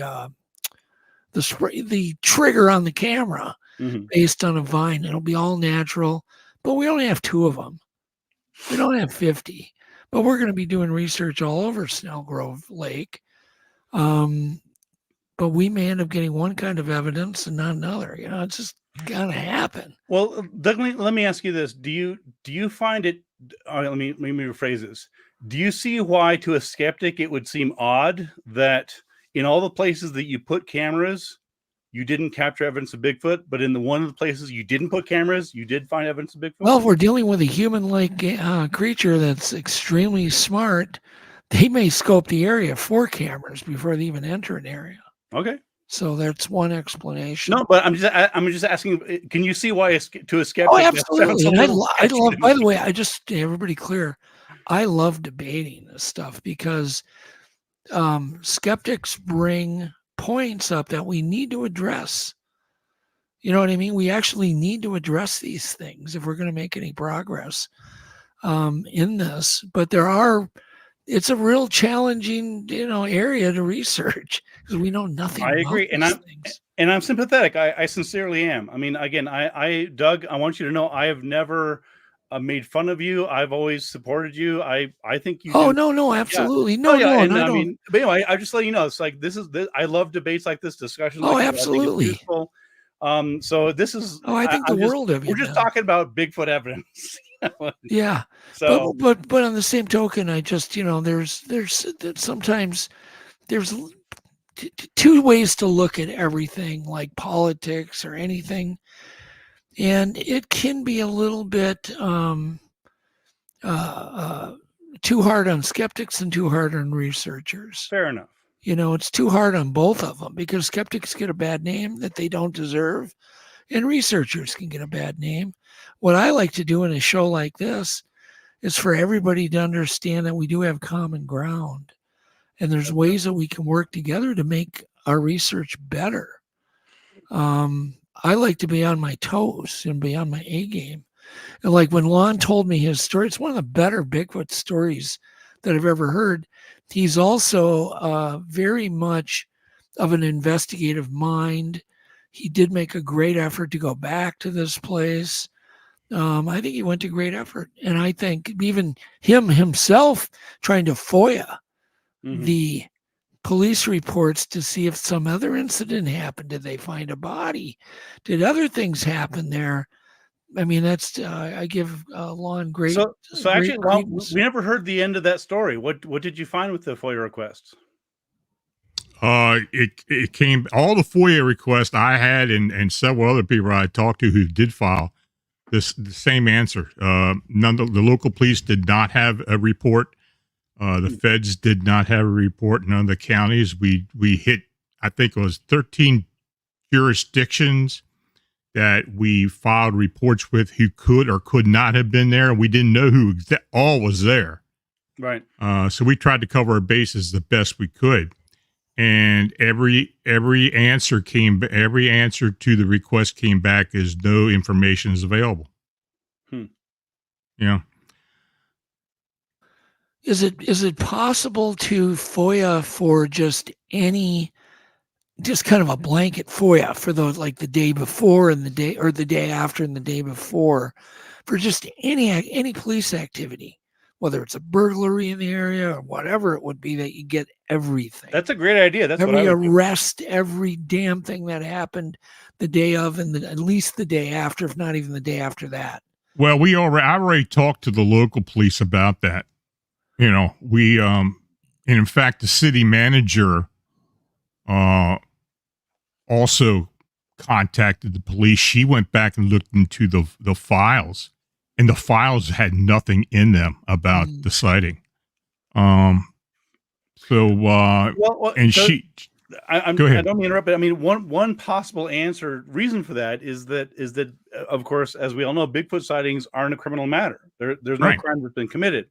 So it would make sense to me that you know, again, I'm trying to, not that I always trust the cops, believe me, but I can see how a police department might not have. Again, if someone calls up, I saw Bigfoot. Did they steal anything? Did they attack you? No, then it's not a criminal matter. Call somebody else. So I can see how the police might honestly report, we have nothing on this, if it wasn't something that they legitimately And I understand that. Absolutely. I understand it. Even after talking to several police officers, you know, the main concern I had was actually when I made the report, and I know how jurisdictions worked back then in particular. A local jurisdiction just did not make a call, and then the state police show up less than 5 minutes after the report was made. That was the strangest part about the whole thing. Yeah, I'm not saying you're wrong. I don't know. If someone's asking my initial reaction, I would want to be crystal clear that there was no other reason why the FBI and other people might be in the area. I'm not saying there was or wasn't. I would just want to make sure, because it could be that you dig into it, or like, yeah, you know, some guy in the county jail had run out, and that was one of the places they were looking for him. Well, okay. Well, let me pose a hypothetical question to you, Ben and Lon. What if we could confirm that they were there because of the Bigfoot sighting and because of past, and they found evidence and they photographed it, and it's all in the police report? That probably still wouldn't have any sway on you, correct, Ben? Or would it? It depends on what's in the report. I mean, you know, I'm thinking of it. There was, I mean, I know this isn't about Bigfoot, but there was another case that I researched, the lizard man of Scapeore Swamp. And there was a case where the local police were called. You guys may not know the lizard man case, but there was a young kid that he was coming home one night from his fast food, and he stopped and he changed his tire, and he saw this big giant lizard man thing, and he called the sheriff, Liston Truesdale, which I love that name, Liston Truesdale. If there's ever like a a great Dukes of Hazzard name for a judge, it would be Liston Truesdale. Anyway, so in the police, so they called the police, but again, it was like there was nothing was done about it, because seeing a 7-foot tall lizard man isn't a police matter, right? So Doug, to go back to your question, I would love to see a report, evidence that bolsters Lon's sighting. I really would. And especially in this case, right, we would have somebody who ostensibly is trained in forensic investigation. We would have somebody who knows how to collect evidence, unlike people like Melba Ketchum. We can go into that some other time, but we would actually have someone. There would be some reason to think that there is a chain of custody that is reliable, and for all I know, there would be photographs of what Lon saw. So I would love to see that, and I would not dismiss that out of hand. I'd like to see that if it were true. You and I both. Go ahead, Lon. I'm sorry. No, that's okay. No, I was just saying. I mean, I would as well. Even though because of the time period and when this did happen, I mean, there still should have been some type of record of this going on. From what I saw, from what other police officers told me it happened, there should have been records somewhere. So it's either a cover up of some type, or they just did not bother making a report of it, which I kind of find hard to believe that the feds got involved with it. So, let me ask you this. I mean, assuming for a minute that the police didn't investigate this because there's no obvious crime committed, right? Were there other Bigfoot groups? And again, I genuinely don't know from the area. This isn't a trick question, but were there other? I mean, the BFRO didn't exist back then, and they probably would have screwed up the job. No, they didn't come in until 95. But my question is, were there any other paranormal or Fortean research groups in the region? Lauren Coleman, maybe. I don't know if he was doing stuff back then. Anybody else who might have researched it? There was one other guy who wrote the book about. He's got a weird last name, but he's got a record of all the sightings in Maryland. Mike Frizzle was doing investigations in the area before BFRO started. There were other people as well. Who's the John? He's with Eastern. He was with Eastern Puma Investigations, but he's one of the original investigators of the early sightings in the early 70s. So there were other people. So, and there was a record of those sightings as well. So, and I have done interviews with people over the years. So, as far as who really documented it and other things, all I can tell you is what I documented as to what happened to me, what I saw, and what I was told, and that's all I can do. Sure. I did conduct my own rudimentary investigation, even though it was something I was just starting to do. But some of the anecdotal evidence that I got from the original witnesses and what they saw, and in fact, what I did, I took all their descriptions and I sent everything to a forensic artist down in Florida, retired forensic artist with Miami Police Department. Well, it was Dade County. And he did the sketch for me. And that's if you look Sykesville Monster up on Google, that sketch is what's going to show up. And quite frankly, what he did render looked very much like what I saw. So, I've taken it to the point where I think I've probably exhausted as much as I possibly can at this point. And certainly for as old as it is. I mean, at this point, you're not going to... Yeah. The likelihood that you find something other than through a FOIA is slim to none. So it's unfortunately, I mean, again, it's an interesting story. I can't explain it. I wasn't there. I all we can go by is what Lon says happened, and he seems sincere. I have no reason to doubt it. Unfortunately, it's just there's not. It's like literally hundreds, and again, this is not. It's just as we all know, we've all done this. It's like many other stories that have the same amount of objective forensic evidence. So again, it's interesting. I don't necessarily disbelieve it. I don't know what to make of it, but people report things all the time. Oh, absolutely. So who knows? Hey Ben, have you had any close friends report some kind of a sighting to you directly? Oh, that's a good question. Of Bigfoot question. Just like someone you're really close to that they saw something paranormal. Or oh, sure, absolutely, yeah. Oh, yeah. I've had probably about 4 or 5 people off the top of my head who I know pretty well. I had an ex-girlfriend who told me completely sincerely that soon after her father died, she saw her father in her bedroom as he was going to bed. I briefly dated a psychic. That was an interesting story. Oh, geez.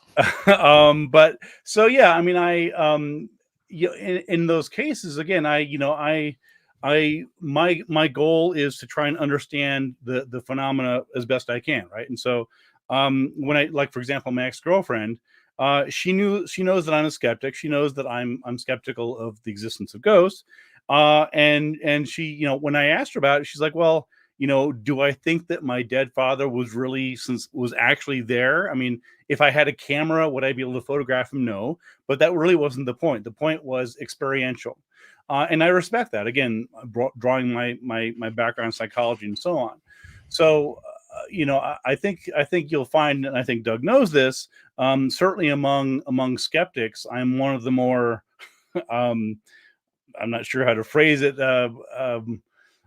respectful, accessible, whatever. Yeah. Because I deal with people, as you guys know, I don't just do with Bigfoot and Chupacabra. I do. Ben's willing to go do an experiment, or Yeah. So to answer Alex's question, yeah, absolutely. I've had friends of mine report to me experiences that are ostensibly unexplainable. Are they still your friends? Oh, sure, absolutely. Yeah. Absolutely. So here's what I'm trying to get across, right? Obviously, you just met Lon, right? So, yeah, he seems like a nice guy. I'd have a beer with him. And obviously, like, but in fact, I like all four of you guys. Let's all three of you guys. Let's have a beer sometime. So from all accounts, he's credible, but right, you're just getting to know him, right? And while a really close friend telling you, let's say they had a Bigfoot sighting, someone someone you can trust, someone that is never. First thing Ben would go is, he'd go, "Oh shit." What I'm saying is, like, what does that mean for you, right? Obviously, that doesn't prove the existence of Bigfoot for everyone else, but where does that move you on the spectrum if someone that you knew was super credible, you've known your whole life, goes, "Hey, I had a sighting in broad daylight"? Right.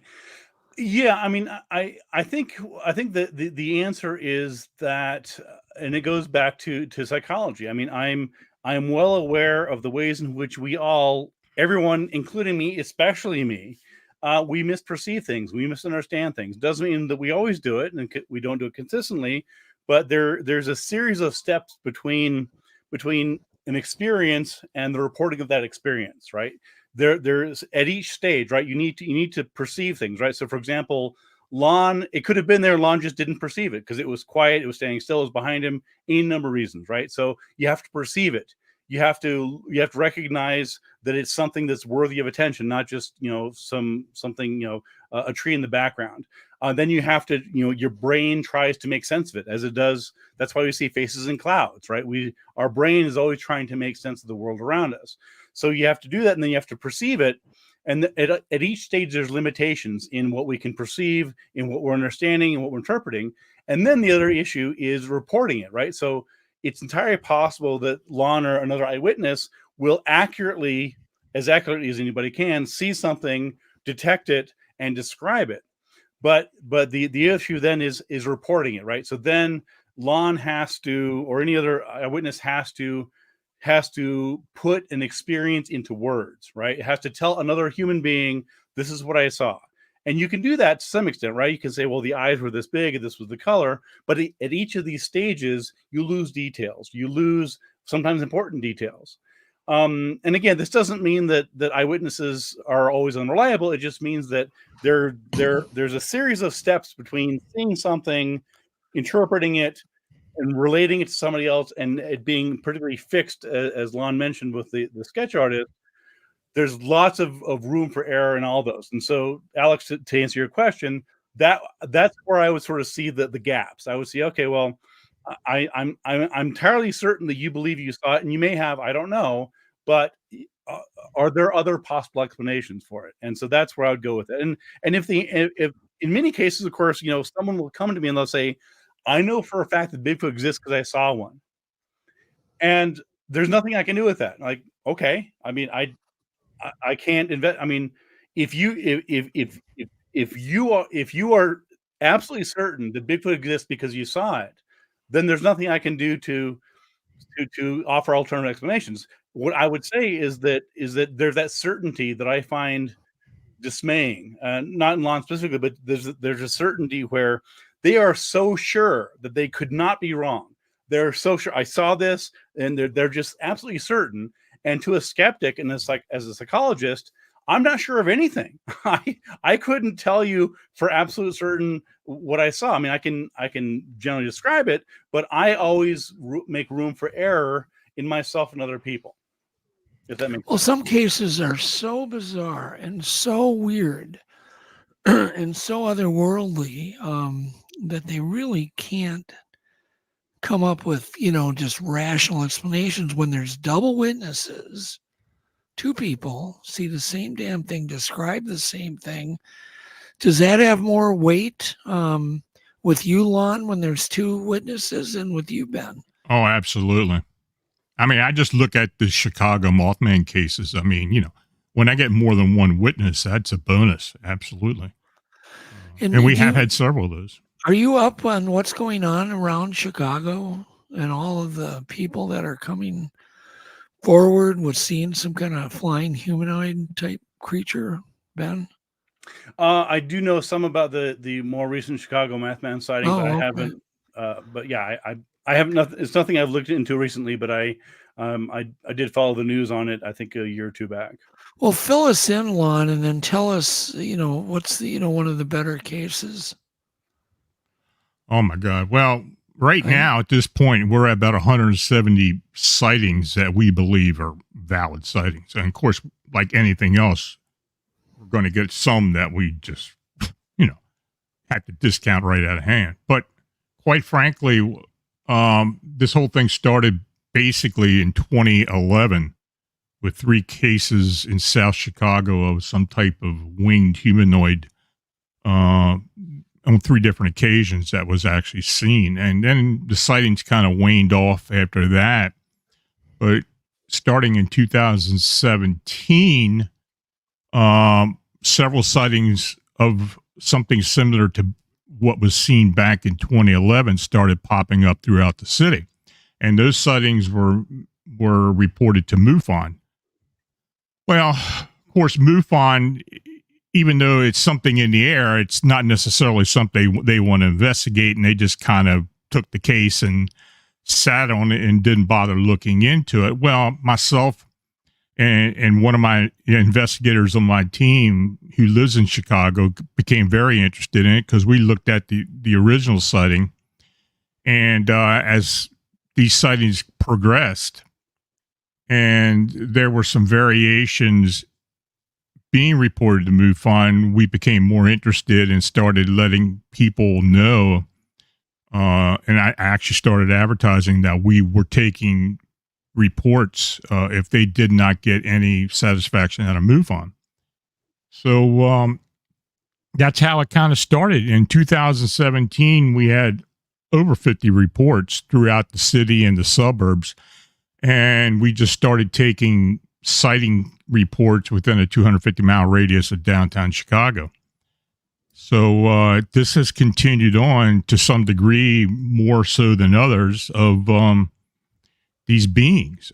For the most part, it's people are trying to equate it to the Mothman of Point Pleasant, though body style is much different. The wing structure is different. The only thing that is kind of related to the West Virginia sightings is many of these beings have the red projecting light eyes. And but quite frankly, in more recent years, these sightings have been that of an emaciated 5.5 to 7 foot being, very dark in color, sometimes shiny, like an exoskeleton body, with legs, appendages, and wings that looked membrane-like that of a bat or a gargoyle wing, with a total width of 12 to 15 foot. And even though the Mothman of Point Pleasant didn't really have a head, the eyes were kind of inset into the upper body.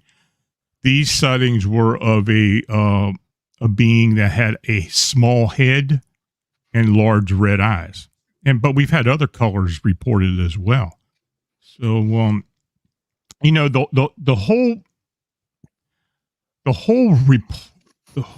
number of reports that we have had. You know, I've been looking into cryptids for a long time. Even the investigators who work, because I have two others who had worked with me with these cases, who were local to the Chicago area.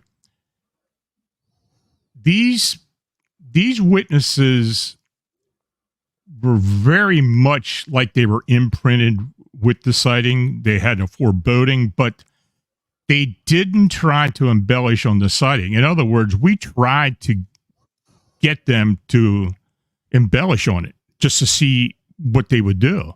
And they just did not do it for the most part. They just didn't embellish on the sighting. They didn't change it. They stuck with their original story. And I was impressed by that from the very beginning. And even when we got reports from people who had no idea that this phenomenon was going on in the Chicagoland area, the sightings were consistent. So, well, Lon, I'm curious. You began by talking about how, you know, obviously, anytime you're interviewing a body of witnesses, there's going to be some who are just, you know, obviously they're just not they're there. Right. So one thing that I'm curious about as a skeptical investigator is, where is that line for you? In other words, there are some of these Chicago Mothman sightings that you think are credible, apparently. But there are other ones you're thinking those can't at all be crazy, or, you know, those can't be right. So then the question becomes, where is that line? What is your criteria for when a person says, I saw this, they're sincere? Again, this goes back to what we were talking about before, eyewitnesses, right? These are people who they're lying to you or they're wrong.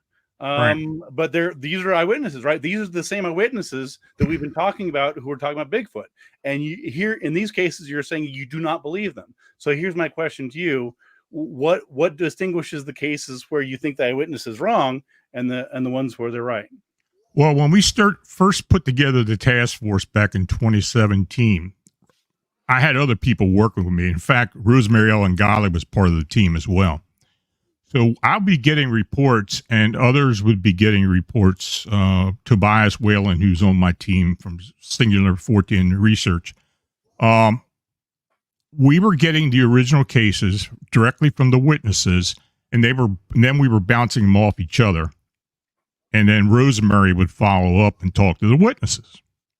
So we were, we had several people looking at each case, and when there were a lot of inconsistencies, or where there were inconsistencies that we challenged as far as the weather of the time, we checked a lot of the locations and if what they told us was possible or not possible. We made notes of that, and we were very thorough with that. So from the very beginning, we told ourselves that we were going to make sure that we all agreed on what the witnesses were telling us, and that that they were consistent with each of the investigators. So in other words, it was the case where you were, if as long as they were consistent, you believe them. Is that right? Not necessarily. I mean, we would follow up with them later on. We would keep track of the witnesses. Okay. If something came up to where we thought later that there was a problem, we'd try to follow up on it. And look, there were times where some of these witnesses, it just didn't pan out eventually, and we just dropped it off the list. But it strikes me that there's an element of the file drawer effect, which I'm sure you guys are familiar with, where the worst cases aren't included in the data set, and so you get this artificially inflated success rate, where or mystery rate, depending on what you're trying to go with it. So was there a way that you dealt with the file drawer effect, or was there any way to account for that? Not really. I mean, I guess, with the type of phenomena we were dealing with, and, these people, when they had their sightings, there was a lot of emotion behind a lot of this. Mm-hmm. One thing we did discover later on was that over 50% of the cases that we received were from people of Hispanic descent. So we took a lot of that into account as far as the culture and what they believed in, like the Lechusa or other types of winged beings and how they perceived it to be. We had several people said it was La Diablo. I mean, it was the demon or whatever they saw. Mm. So we took all that into account as well. But the one thing that was interesting was there were a lot of areas that were hotspots within the city limits, even outside the city. We had certain communities that were numbers of sightings. So, yeah, I mean, I don't know if you looked at the map or not that we put together of the sighting reports, but Not the recent one, no. yeah, I'd be curious, though. it's been updated. I mean, you know, around O'Hara, we've had a lot of sightings around the actual airport. A little village, which is a highly Hispanic population, we've had 12 sightings within the so-called neighborhood area. And So Lincoln there Park and photographs other or parts. videos accompanying these sightings, or just sightings? What's that? Are there any good photos, or just No sightings? photos, no discernible photos. This phenomena, it's very interesting because, and I don't, you know, this is one thing I can't explain. Do these creatures show themselves to certain individuals for whatever reason? And it does seem that way because even though everybody has a cell phone now, and you know they should be able to get a photograph, I chalk it up to these are very fleeting sightings, no more than 10 seconds, if any, maybe a little less than that for the most part. By the time you go down and the shock wears off, you grab the phone and try to focus on these things, and these things are fast. There's no photograph. There have been attempts, but we just don't have the discernible photographs to say, yeah, that's what it was. So, and that's been the frustrating part about it. Right, I'm sure, and that's one of the things that plagues Doug and all of us when we're trying to get is, you know, we're hearing reports, we're hearing from ostensibly credible people, and yet we're asking where's the photos, and they're not there. I guess one question I have is I know that in a lot of cities, well, there's a couple different anti-crime surveillance things. There, of course, there's lots of cameras. In some cases, they have the auditory monitoring. For example, gunshots are reported if it matches a certain sound signature, it's reported. Were you able to? Chicago has all of that. I have filed so many FOIA requests with the city over the years, and security companies as well near buildings where these sightings have been, and nobody will give up anything. They will if you think not do it. If you think the Bigfoot mystery weirds people out, this really weirds people out. Yeah, I mean, O'Hara, the powers that be to be at O'Hara have not been cooperative at all. I've got a CO in there who's an executive, and they keep me up to date on some of the sightings within the people who work for them, cargo people and such. Can you tell us one story from a double witness, Lon? Oh, okay. Well, then we'll get back. We had a okay, this is the best one, I guess. There was a sighting back in 2018, about early 2018. A couple, they were in Chicago, and they were visiting her mother. There's a couple. They're her mother who lived in a condominium at East Shore and Lakeshore Drive. It was about 9:00 in the evening. It was in the summer, so it was kind of light out, but they were walking in front of the condo towards East Shore, and something flew in front of them from the lake, from the direction of the lake. As they watched this thing, it literally crossed in front of them, went through the trees, up the side of the building, up to the top floor of the condo. They watched it as it hovered in front of a window. And then it leaned back and started diving back towards the trees. They freaked out. They started running towards the entrance of the condo.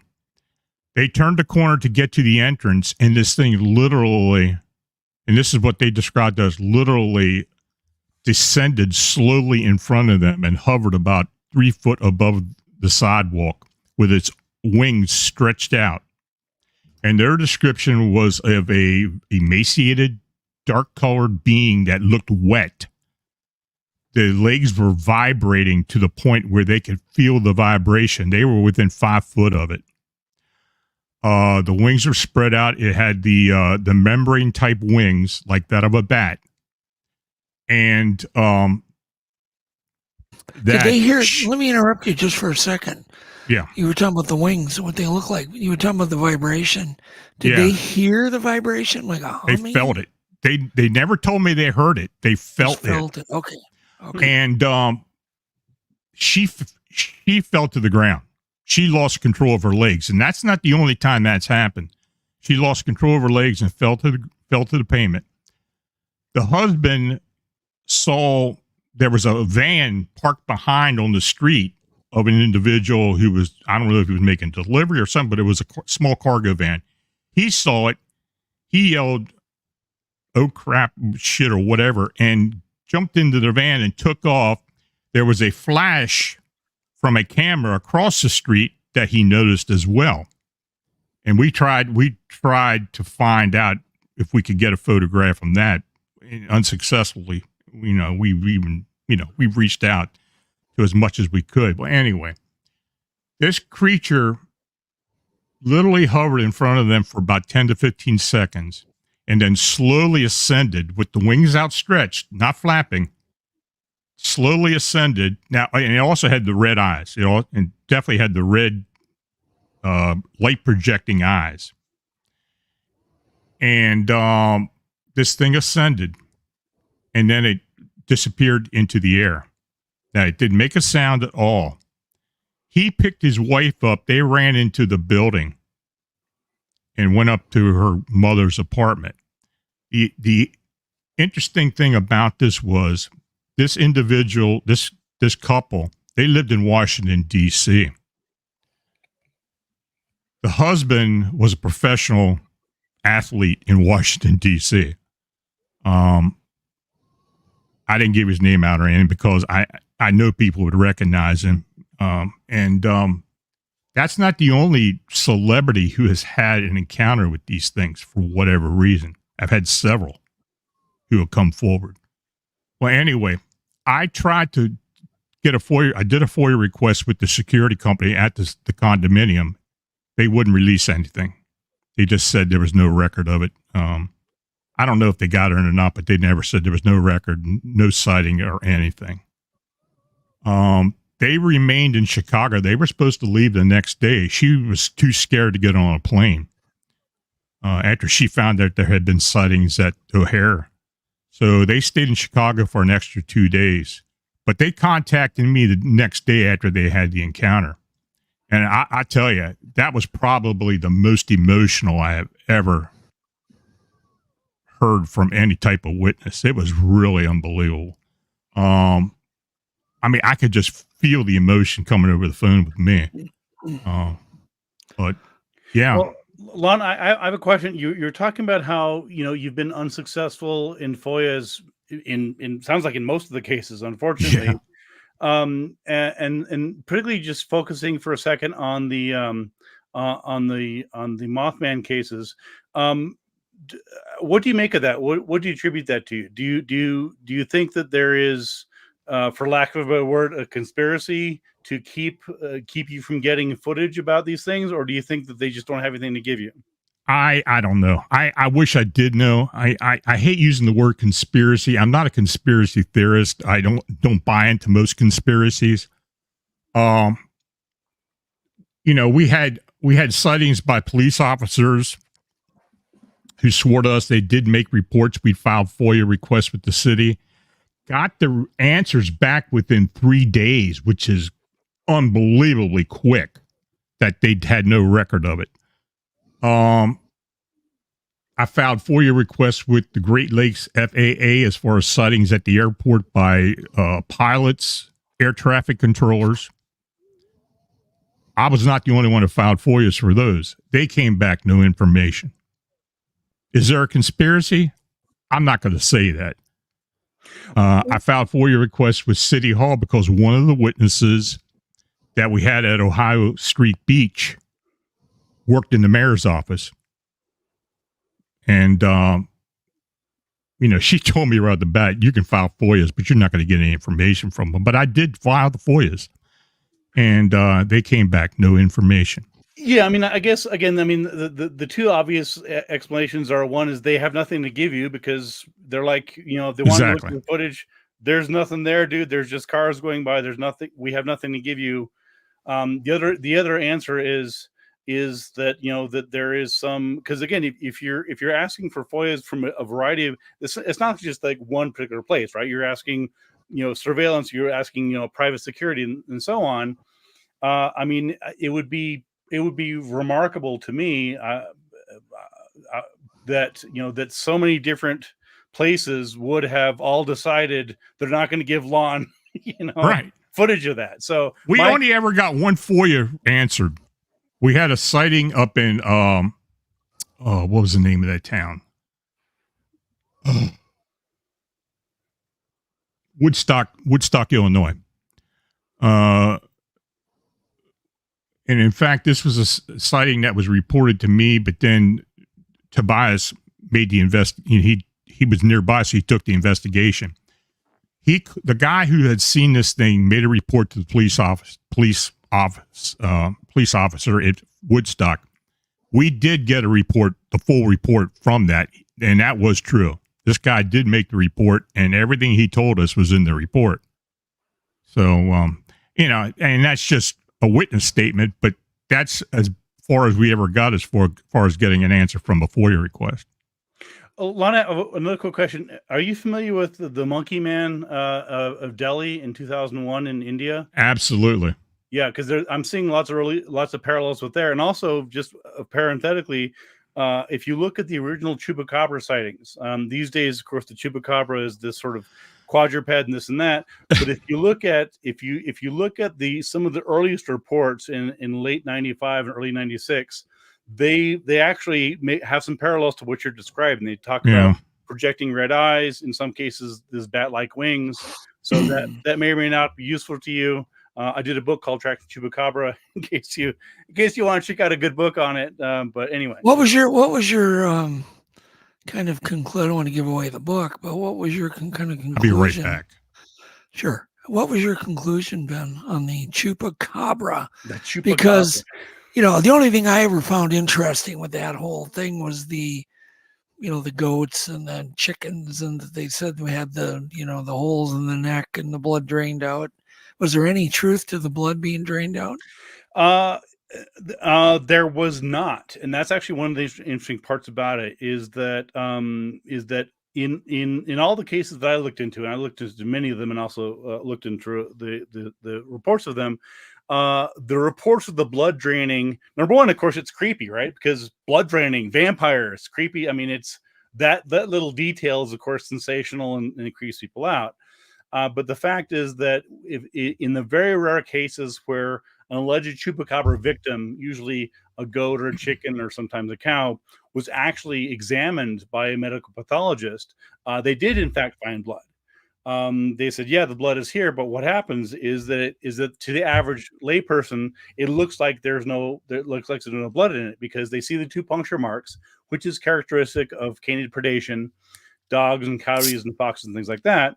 But what happens is that after the animal dies, the blood, the heart stops pumping, of course, and so what happened is it's called lividity. And so the blood actually seeps down to the lowest part of the body. And so even if you have an animal that seems mysteriously killed, it's intact, but it has these two marks on it.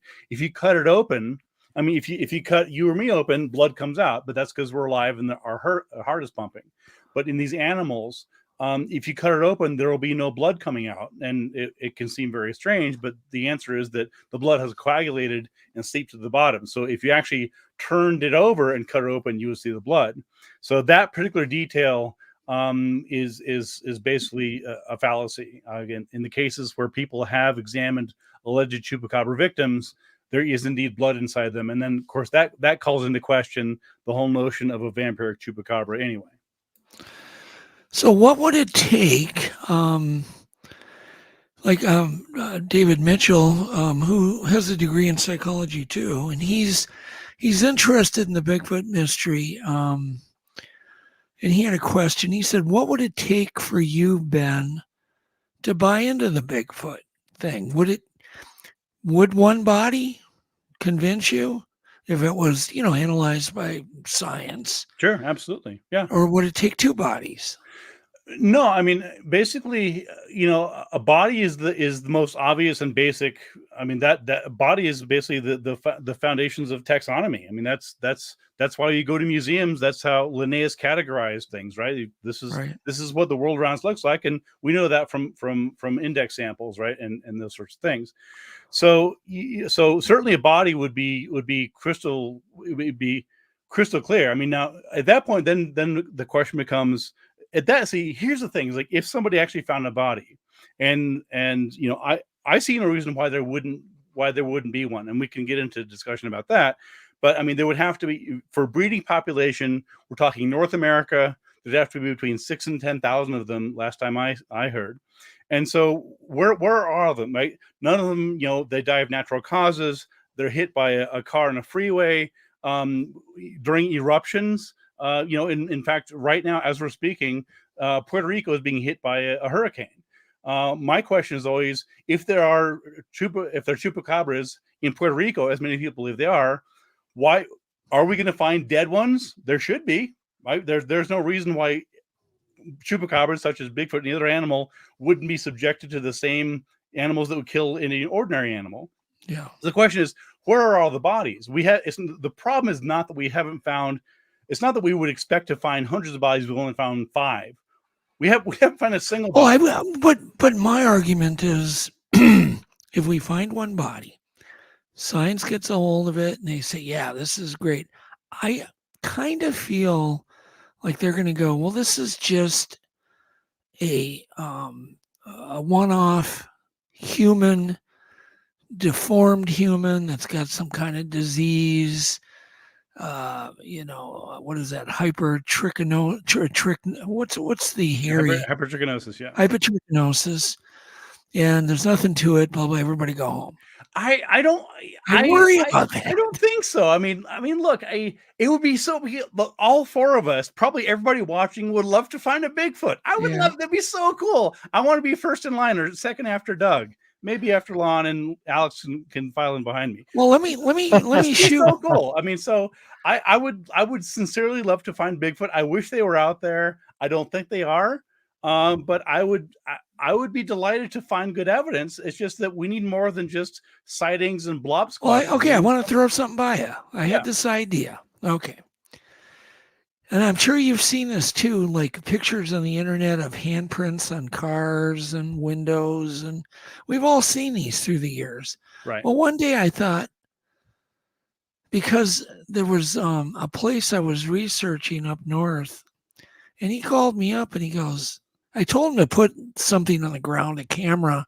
I said, take the batteries out, put the camera trap on the ground, leave it open, and just leave it on the ground. See if they're that intelligent.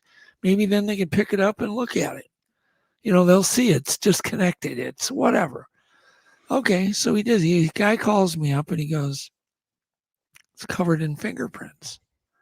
Kind of whitish fingerprints. And I went, oh, that's interesting. He goes, the really weird thing is that they don't rub off. So that was just the start of me thinking, okay, what if all these fingerprints on windows, I started going through my library, looking at them, and they all seemed to be kind of some were just dust, but some seemed like clean glass where they're kind of a grayish white. And I thought, oh, skin oil. So maybe it's from humans, right? Just humans touched and left their sebum, surface skin lipids on windows. Right. But then I started thinking about it more and more and more, and started hearing from people, started getting the word out. People started saying, hey, look at this picture, it's quite large hand, and it's got this white stuff on, and it was on my window, and I went through a car wash 4 times. It's still on my window. Okay. So just started getting more and more info to the point where we started collecting this thicker sebum, and then having people photograph the latent details, because now you've got latent details. You've got the skin oil, which it's got to be different than human, because every primate has a different chemical compound to their skin oil. As for instance, humans have cholesterol. So if there's cholesterol found, it's human. It's not gorilla. It's not this, it weeds out. And every primate's already been done and researched on their skin oil chemicals. So we've been collecting this stuff, and some of it's quite compelling. And then the study of the latent details is quite compelling when you can get really good close-up photos, wide photos, rulers on them. Pretty tough to fake that, right, Ben? Latent details. I suppose, of course, Well, I'm nobody's mindful. been able to do it for humans. Yeah, I mean, I'm mindful of the Jimmy Chilcutt fiasco and the Those were feet friction ridges, and still very much unproven with the what was it? Was it with the plaster drying, leaving wrinkles in the plaster, basically being mistaken for Bigfoot fingerprints? Sure, absolutely. But we're talking about a handprint now. We're not talking about a plaster. But anyhow, long story short, we've been collecting. Bigfoot New York Todd has been actually taping Lexan in one area that he's been researching. It's been pretty hot, and I've got other places. But so I told him, I said, put a thin piece of Lexan over the window, this camper window. They seem to keep touching, and then we can just collect the whole Lexan, which is only a 16 thick. And then we can send that into a lab, and that's being done now. But here's the beauty. Okay. It would be 3 dimensions. It would be DNA, chemical composition, and latent details, all off one print. Now we're at least raising the bar, correct? Absolutely. I mean, I'm entirely for anything that brings more forensic investigation to Bigfoot or any other cryptid. But here's the beauty of this, Ben. It's just so easy to get this in. This stuff is not hard to collect. You might think, well, that's hard to. No, you get the word out, and suddenly people are like, well, yeah, we see these all the time when we're, at an expedition, we're camping, we'll find one handprint on the truck window. But no one ever collected this stuff before. And of course, I mean, the other aspect would be just dash cams. I mean, you can buy dash cams at Target for $80. Yep. And I've been pushing that. Yeah, I've been pushing motorcycle dash cams. Sure. Even better. It's smaller, waterproof, blah blah blah. I mean, if we're trying to rule out, of course, the fact is that there could be any number of reasons why there is a handprint on a car. I can think of anybody from someone trying to break in. But one with fingers that are 10 inches are kind of a little hard to. Well, that's all. No, I understand that, but what I'm saying is that this would help exclude those things, right? So you wouldn't even if you have a dash cam, which again they're inexpensive, they're good quality. You can get a micro SD card, slap that baby in there, and if the phenomena that you're investigating is real, and I hope it is, I don't know, but if it is, then you could have 4 angles of evidence. Well, yeah, it sounds easy, but of course you have to have a car running, or you have to have the ignition on, and people just don't. You'd be surprised. Nobody has dash cams yet. It's just something I've been. Have you seen the ones coming out of Russia? There's like meteors hitting people on the head in Russia, man. Yeah, but I'm talking about researchers and using them properly. It's a big difference. Very few researchers. I haven't met one researcher that uses a dash cam yet. And yet they have all these trail cams. I realize. Come on. I've been pushing. What about drones? Doug, talk to me about drones. What's the status on the use of drones for Bigfoot? Well, they're noisy, and once again, you're gonna have to be in the right place exactly at the right time. You're dealing with understory. Even up in the Arctic where we're going, you can't see under the canopy of even stunted black spruce trees. There's nothing you can see. If something holds still, you're not going to see it. If it's running, then you would see it, probably. Like up where we're going, if something was actually running. But actually, I could have Alex play some footage. You'd be like, damn, you can't see nothing under the canopy. So that's the problem. And when you fly low, you're in danger of banging into trees. So the best thing maybe is thermal drones, very expensive still. I'm working with Eric Sorensen on small thermal cameras that are affordable. It's just, once again, it's going to be a while before the technology catches up with the researchers, because it's big money to take a trip for a weekend or a week and go drive, 500-600 miles. And they already have a huge bill. By the time they get back, they've spent $1,200. Do you see any role for intuitives? I mean, Lon mentioned earlier that he considers himself an intuitive. I mean, there are people who presumably, as you know, I'm not trying to get into the fringe here, but there are people who believe that Bigfoot is telepathic. You and I both dealt with the Beckyer. we could talk about that some other time. Yeah, that's a whole nother story. But seriously though, right? I mean, again, Lon, if I'm remembering correctly, he said he's considered some. Well, yeah, Lon is very open-minded on right. But I guess my question stuff. is Go ahead, Lon. If his abilities, psychic, intuitive, whatever you call it, could tell you where a Bigfoot will be, would you be open to that? I would, sure, absolutely. Why not? The person has nothing to lose except a free camp or another camping trip.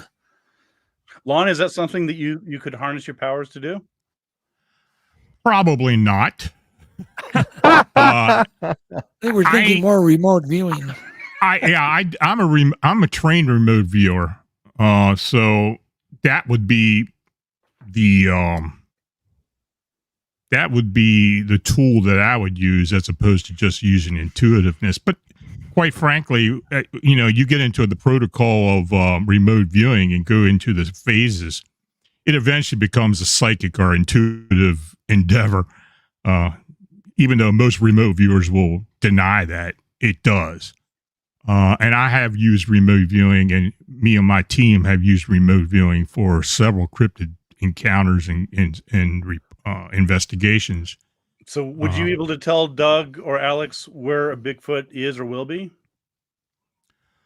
That's a little difficult. We could probably get a general area, but as far as pinpointing to where it would, it depends on the situation. It's not a foolproof type of thing, of course, but it's just a tool that we use to help, narrow down a location or an area. Sure. Well, I mean, from what Doug it would be worth the attempt to do that. Absolutely. Like, have you heard of Zoobook, Ben? Zoobook. The name sounds familiar. Oh, that's Zoobook, Amy Boo's. Yeah, Amy Boo has put together this initial whole bunch of scientists. Some have had their own sightings, just so you know. That's why they're interested in. It's kind of, there's some of us researchers and scientists and zookeepers and primatologists and even marine biologists, all sorts of a mix of, academics. But it's a gathering every 2 weeks to just exchange information. And like David Mitchell is in Zoobook. And it's quite a fun exchange, but at least there's some interest with a growing number of academics. Mm-hmm. And the reason a lot of the academics are in there is because they've had their own experience one day on a family camping trip and they got interested in the topic. And so it doesn't mean they believe, but they're at least, willing to learn about what do we know? And so we exchange information. And I think it offers hope for all things cryptid. And there needs to be a Zoobook for Mothman or flying humanoids, because here's the thing, Ben, this mystery is not going away, right? We have to at least admit that. Believe me, I know it ain't going away. Any of you. So there's no sense ignoring it. You might as well dive in, right? Absolutely, and sure. Do what you can. Yeah, it's not going away. Again, my as I mentioned, my mission, insofar as I have one, is to try and improve the quality of evidence. whether it's looking for chupacabras or ghosts or whatever it is. Again, and Doug, you may recall the talk I gave in Pocatello when you and I and Jeff Meldrum. Sure, absolutely. Yeah. And I took the stage. I was the sort of the token skeptic among you were the token bad guy. And that's fine. And I in my talk, I said, look, just before you start throwing tomatoes and Bigfoot scat at me, I said, look, just so you understand, I'm not the enemy here. I said, there are people out there who think you're stupid and crazy for believing Bigfoot, for researching, whatever else. I don't think that.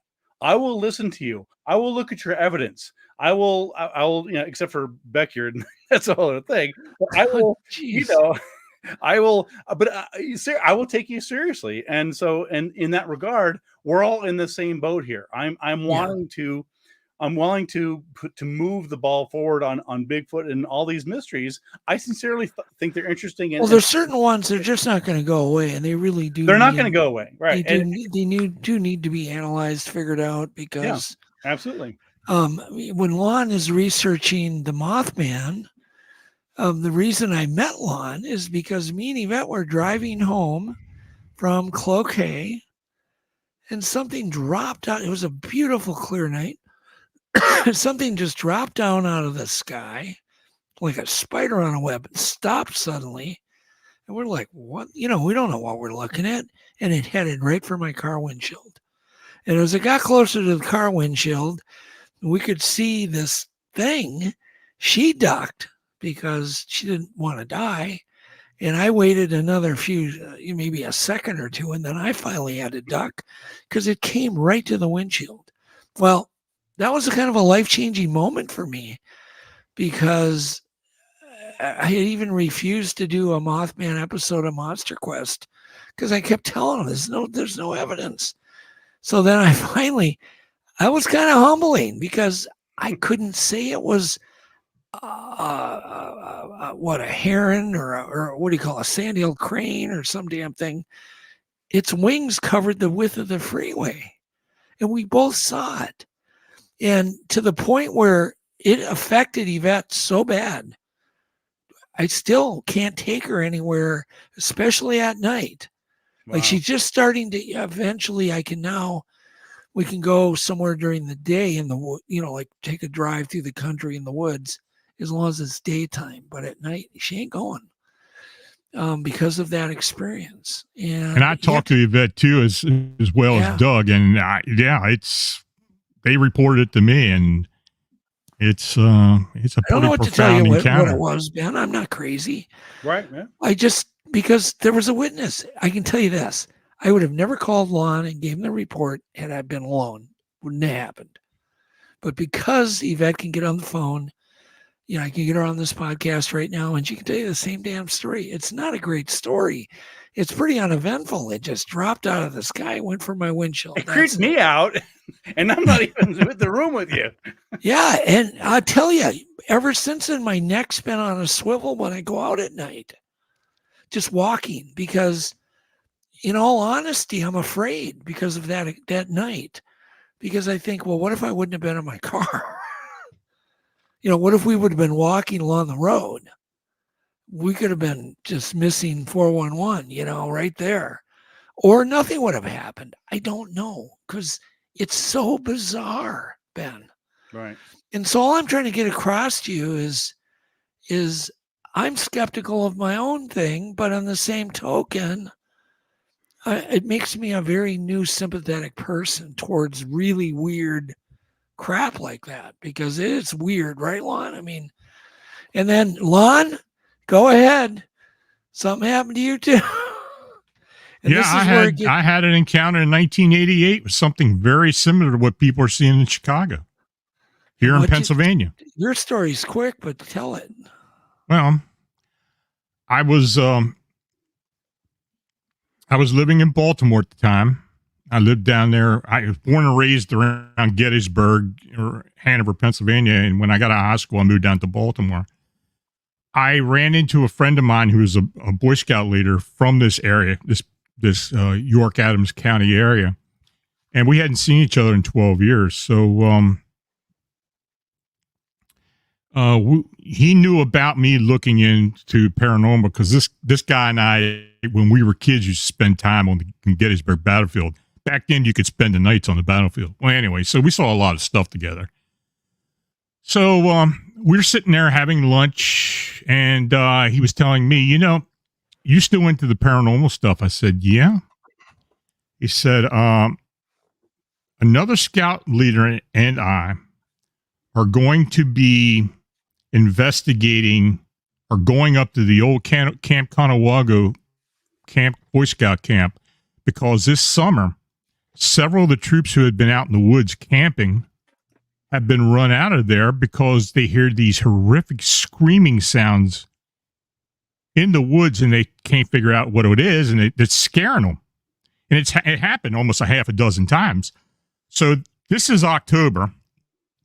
And he told me, he said, well, look, me and this other guy are going to get together and go up there. Dumb luck, I run into him, and he said, do you want to come along? I said, sure. So we met that next Friday up there at Camp Conawaga, and it's very near where I live now. And we hiked into the woods, set up camp that Friday evening, very uneventful. We were in our tents. We had 3 tents for each of. We had a tent for each of us, and we went in about 10 o'clock, fell asleep. The next morning, we woke up. We're sitting around the campfire, and we're talking. And the other guys mentioned to us. He said, "Did you guys hear anything walking through the campsite?" And I did, but I thought it was one of those guys relieving themselves in the woods or something, and I didn't pay no mind of it. So that was interesting, but nothing in the campsite was disturbed. So that Saturday, we spent a lot of time going through the woods, through the state game lands and all of that. So we got back about 6 o'clock that evening, started making something to eat. And, we're sitting there talking most of the evening. Nothing's going on. I'm thinking, well, nothing's going to happen. We're not sensing anything. We're not hearing or doing anything. Well, about 11 o'clock, we're about ready to turn in, and we hear this scream coming from the west of us in the woods. And it's actually sounding like it's moving around because you can hear it in different areas.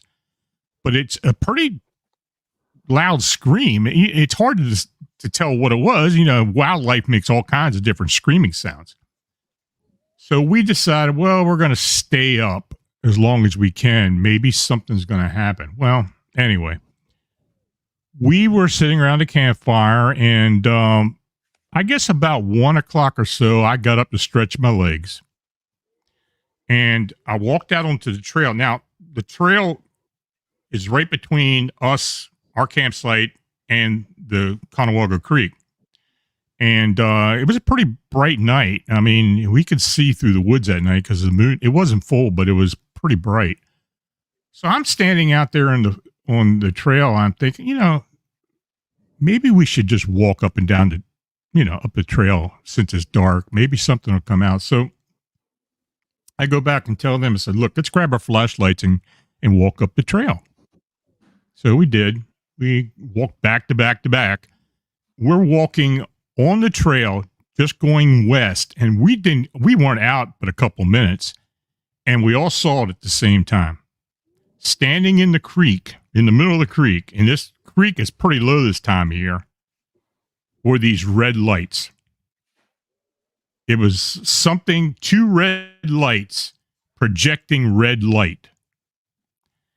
And by the time we got our flashlights on this thing, it literally jettisoned into the air to the point where we heard a whooshing sound. We didn't see any wings. Did it do anything before it jetted it up? No, it didn't do a thing, or I could tell. It got up to its apex in the air and let out this horrific scream and then flew off, and we heard it dying out as it flew away from us. So we ran back to the campsite.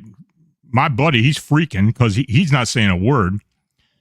And we're trying to figure out what it was. The other guy mentioned me. He said, did you notice anything on its back? And I did, because it looked like it had, and I thought probably folded wings extending out over the top of the head.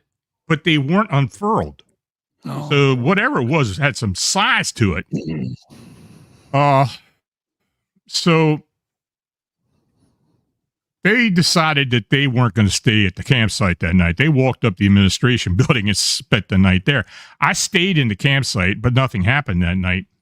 Well, eventually, and look, I kept quiet about this for a long time. You know, the area where I lived as very conservative area, you know, and I mentioned it to my wife. I mentioned it to a couple of friends. But when I started the blog in 2005, I decided to go ahead and write about it. I mean, this is almost 20 years later. And I wrote about it, what had happened. And about a week later, I got an email from a guy who lived up at Dick's Dam, which was just just downstream from where we were. And he said, look, for the past 20 years, I've been hearing this screaming sound coming out of the woods here at the campsite. And I don't know what it is. Do you think it is what you saw? And I said, well, I don't know. It could be, you know. Well, not long after that, a scout leader contacted me by email, and we eventually talked. But he told me, he said he and his troop were out there at night. Out there one weekend. And the kids were up and down the trail. Yeah, the kids are just out looking around, exploring stuff. And they came running back to him, you know, some of them in tears. And they told him, we saw a dragon out on the trail. Oh, he thinks they're pulling his leg. But, you know, and he didn't really think much of it, even though they did seem upset by it. So after he read what I had posted, you know, that's when he contacted me. So up until about 6 years ago, I had 5 other sightings of this thing up and down this creek, you know, in different locations. But people have been seeing this red-eyed winged humanoid along the creek. So when all this stuff started in Chicago, it's like it's very similar to what I had seen as far as the body style and the not flapping its wings to propel itself, because a lot of the sightings we've had in Chicago, this thing just literally seems to fly without using its wings. Though it has wings, it's using some type of other propulsion. And of course, the red eyes. Well, and keep in mind, Ben, when we saw this thing drop out of the sky, it had its wings extended, and it seemed to defy, you know, the air. I mean, the air would have had to go right through its wings to be able to do that, because it dropped quick. Like I said, like a spider, boom, just stopped instantly. It didn't like glide down. And I get the same reports when I talk to people that the wings they're not used. They're like, I had about the same time this all started in 2017. We had 3 reports down in Pasco County, Florida, in Zephyr Hills. Very similar type of sightings. I've had sightings in Texas. I've had sightings in other places as well. Ohio. Well, here's what I'm getting, Lon. I got to ask Ben this question. Mm-hmm. If you would have been in the car instead of a vet, coming back from up north, whatever, chopping wood, would you have believed yourself, even though, let's say I'm with you, we both witnesses, how would you handle this? I want to know, what would Ben Radford do? I don't know. I mean, again, all I can go by is your stories. No. But if you saw something like that, how would you react? Because someday you may. With another witness. Certainly. I mean, it'd be interesting, right? Because I would first try and figure out, like you guys did, what did I just see? Could have been something else, and who knows? So the first thing I would do is obviously, as I would do in my own or anybody's sighting, is look for alternative explanations, right? Just try and figure out what's going on. So, and gather evidence. I mean, the usual procedures, right? Well, when it comes to a winged humanoid, there's not much evidence.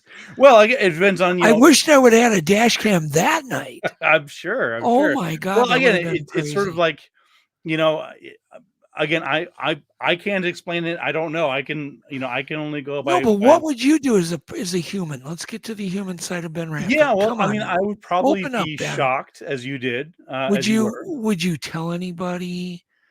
Yeah, absolutely. You would? Yeah, I mean, if I had this bizarre, I've had weird stuff happen to me, and I tell people absolutely. I mean, it's and that's not just because of what I investigate. I mean, that's it's human nature, right?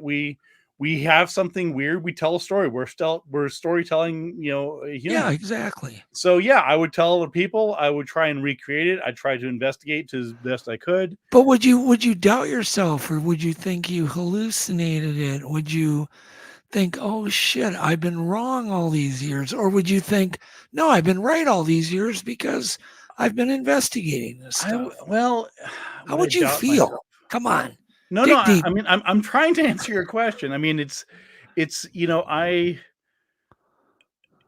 would I doubt myself? Well, I have because of my background in psychology and just having done this a long time, I do doubt myself. I double, well, I'm just saying, but you have a witness with you, so. Well, 3 sure. Well, actually, witnesses. To be totally honest, Broad with you, daylight. here's what I would do. Broad daylight. Here's Out in the here's open. exactly what I would do.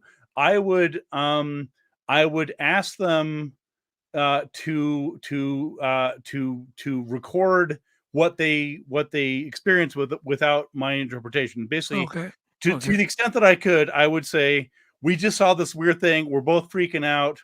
Either call someone, tell someone else, or use your phone and record, write down, speak out loud. I don't want to hear it because I don't want to cross-contaminate.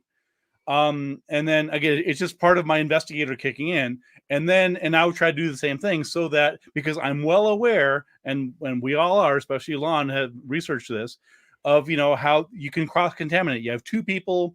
There's folie à deux. If you're ever seeing that, there's an excellent film by William Friedkin called Bug, with Ashley Judd, excellent little low budget, which was all about this folie à deux. And anyways, the point is that because I'm aware of the different mechanisms by which these stories can sort of get twisted and conflated, I would try to separate those out. And then afterwards, after that was set, then I'd be like, oh my God, what the hell did you just see? Did you see that? So I would want to make, because it would be interesting, right? Because then you would have a basis for comparison. You would have a control group, because you would have. I know. Okay. But let's just say immediately you said, Doug, go draw what you saw. I'm gonna go. Exactly. Let's not talk. And let's say we come back, it's exact. How do you deal with this? Oh my God. So then I'd be like, okay, well, this is cool, right? So what did we just experience? What might it have been? So I would ask your explanations, like, what do you, okay, here's the thing. We just had this experience that, again, assuming that we both are more or less. It's an experience that our parents said would never happen. Right. So then I would say, okay, well, so I would say, what do you think it was? And maybe the answer is I haven't that would be exactly what it would be. Or it could be like, no idea. Right. And so that would be the normal procedure, would be trying to make sense of the world around us.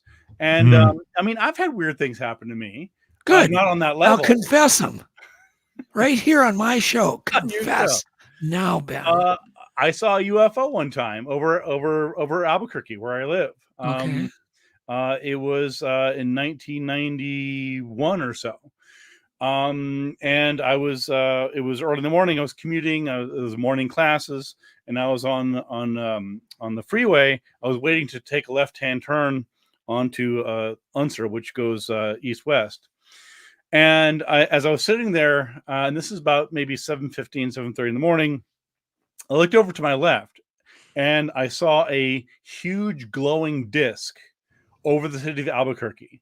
Okay. And I'm looking at it, I'm like, you're not going to just say, oh, this was a blimp, right? No. At the end of this? I'm telling you the story, man. I'm telling you as true as I can tell you. Okay. So I look over and I see this giant glowing disc over the city of Albuquerque. And I'm stopped at the light, and I'm looking over. It's the strangest thing. So it's across the Rio Grande River.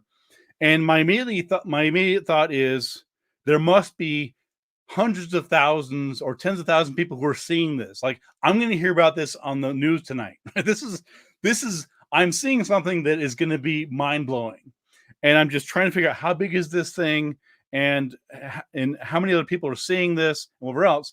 And as I'm watching this to my left, the traffic starts moving because the light turned, and it started moving forward. And I'm like, oh my God, it's moving. And I realized that it was moving forward at the same rate the car to my right was moving forward. And I realized, true story, I realized that what was happening was I was seeing a reflection from the rising sun coming over the Sandy Mountains, being reflected on the car to my left, and then being reflected on the inside of my windshield. But I can tell you, Pepper's ghost. Well, it was a Pepper's ghost illusion. But I can tell you, in all sincerity, I was absolutely certain that I was seeing UFO. And if I had been in an accident a second earlier, or if I had just had a stroke or something, I would have literally died thinking that I saw UFO. I was that certain of my interpretation. Well, aren't we glad you debunked your own damn UFO sighting? Well, that's one example. Can I ask you a question, Ben? Sure. Do you believe in synchronicity? You mean the Jungian version of synchronicity? I mean, there's different versions. Well, in other words, you have an experience, and then someone else has the same experience at another place. Yeah, I believe that. I believe that happens. I would attribute more of a psychological explanation to it. I mean, there's confirmation bias. There's lots of things that factor into play. I mean, for example, the most common example, and this is actually something that happened to me the other day, is you're thinking about a friend who you haven't heard from for years, and all of a sudden they call you, and like, oh my God, this is I literally haven't thought about you for years, and you're calling me on the phone. This is wild. This is crazy. And so I believe in that, but again, in this case, you have to look at probability, right? It's like you only know a finite number of people. You don't remember. It's again, this goes to psychology and confirmation bias, right? You don't all the times when you thought about that person and they didn't call, you forget about because it's a non-event. All the times that they called and you weren't thinking about them, you don't remember because it's a non-event. So our brains selectively pay attention to and remember those amazing coincidences. So I do believe. So the answer is yes, I do believe. Do you see how he answered himself and debunked himself just like that? Jeez. What do you believe? In the ass. Well, you being a psychologist. I think Lon was asking, do you believe in real synchronicities? Well, I believe that it is real. I mean, it's he believes people believe in them. Yeah, I mean, another example would be. By the way, Ben, you would get along great with Alex because he's never seen crap. He looks great. You would love Alex because he hasn't seen anything. He's got that Tintin cowlick. I love that as well. So yeah. But no, I mean that's basically the answer. Is again, because I'm so aware of human misperceptions and misunderstandings, including my own. Again, this is not a you people; it's a human condition. I go to those explanations first. So that's, and it's the same thing with where people, intuition. Like, do I believe in intuition? I believe that there are things that people consider to be intuition that are real, but I also believe that there is a plausible psychological explanation in many cases for intuition. Ben. Well, that being said, Ben, 1 second here. I'm not even trolling you. How sure are you? And I'm serious. I am not trolling you. How sure are you right now at this very moment that we're having a conversation? I'm very sure. And what if you're in a psych ward? Well, you're hallucinating all of this. No, that's a fair question. And what it comes down to is, and I see this all the time, is there is a confusion between the possible and the probable and the likely. And we see this all the time, especially with politics, right? I mean, not to get into politics, but you see people like, isn't it possible that X, Y, or Z, isn't it possible? And the answer to that question is, Always yes. Is it possible the ghosts exist? Sure. Is it possible there's a ghost behind me in this room right now? Absolutely. Is it possible that somewhere in the Pacific Northwest there's a group of Bigfoot that are hanging around toasting marshmallows? Sure. That's not the question. In science, the question isn't what's possible, because anything is possible. The question is instead, what does the evidence show? What is the consensus of the evidence? So in logic, it's called the retreat to the possible. So if you always frame a question as, well, isn't it possible? Yeah, you got me. That's not the question. Does that make sense? Right. So are you saying basically, right? Ghosts existing, okay, it's possible, but because we don't have, you would want way more proof for something like that than, all right, am I not hallucinating? Am I having a normal conversation with a person? Yeah, I mean, in the case of ghosts, I mean, I wrote a book about it called Investigating Ghosts, and there are certainly ways in which we could objectively investigate ghosts and whether we're actually speaking to the dead. I mean, one quick example, and this is where, Yes, for Jerry, example, I do. What's that, Doug? Jerry Smith goes, "You need to take Bendits in Elgrove," and I'm like, "Yes, I do." Well, here's the thing, right? And so in the same way that if we're talking about Bigfoot sightings, right, one way to move the ball ahead, right, one way to move the argument forward and making progress is to recognize that eyewitness sightings, as common as they are, as wonderful as they are, that's all well and good, but by themselves, they ain't helping us. They're all the sightings in the world are not going to prove Bigfoot. You need something else. Yes, but they give us the impetus. They give us the initiative to investigate. That's fine. I don't need that initiative. I mean, without the 10,000 Bigfoot sightings, I'd feel like I'm wasting my time. There were only 2. Well, no, but that actually raises an interesting question, right? Is what is the goal? And I've had this discussion with a lot of my friends on both sides of the fence on this, right?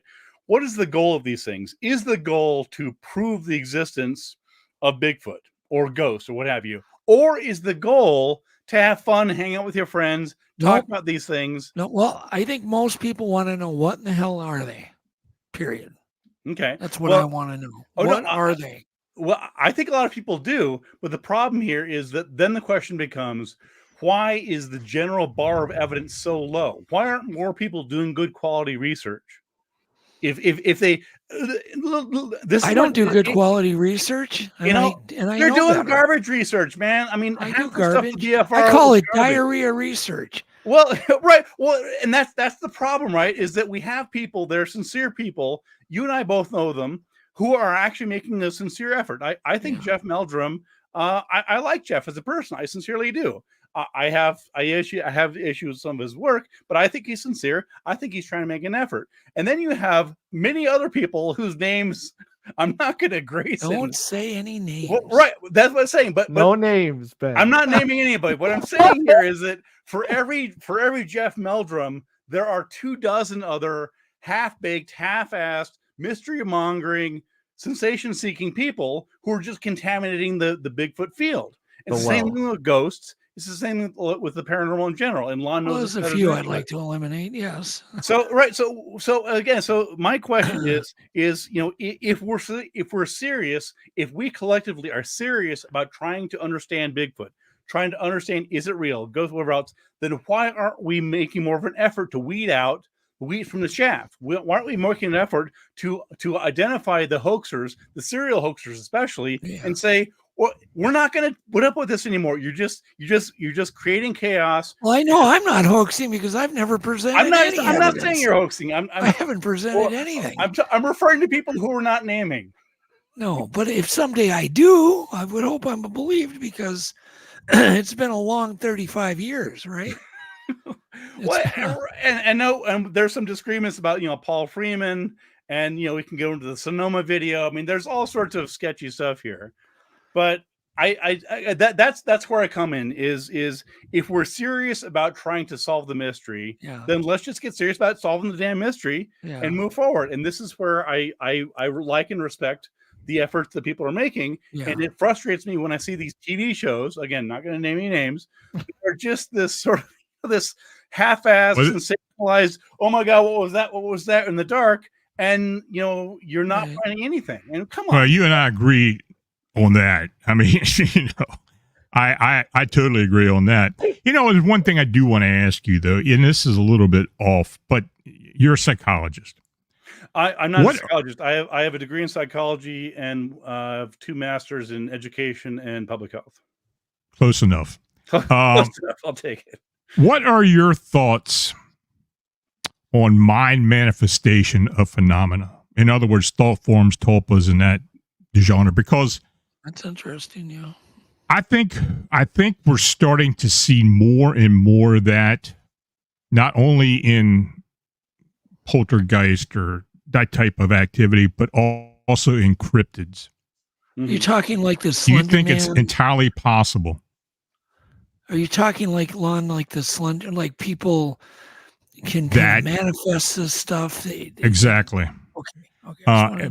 But I'm even getting into the point of just like Mothman and other cryptids, Bigfoot and other. Does the human mind have the ability to manifest a corporeal being through a kind of matrix? Well, not as far as we know. I mean, again, there's a couple issues here. Number one, of course, it violates Occam's razor, which is that you shouldn't needlessly. I mean, if there are several different explanations for the same thing, you should go with the one that has the least demands. So, for example, if you can explain something and through well-known, well-established mechanisms, then you should go that instead of some convoluted Rube Goldberg. Well, in this case, then this happens. But more importantly, I mean, the problem. There's a couple problems. One is that there's no mechanism by which we know that the human brain can manifest anything other than thoughts. Right? The human brain has been studied very well. Now, to be clear, there's lots of mysteries about the human brain. We don't know all about it. I'll be the first to say that.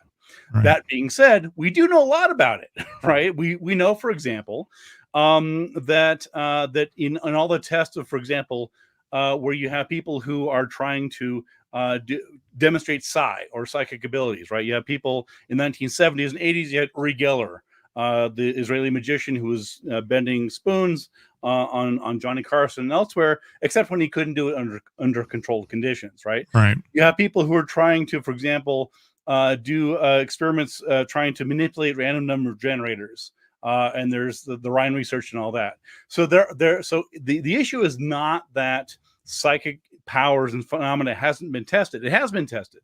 It's been tested many times. The problem is that and many people will acknowledge this. The problem is that their success rate is marginally and arguably not above chance.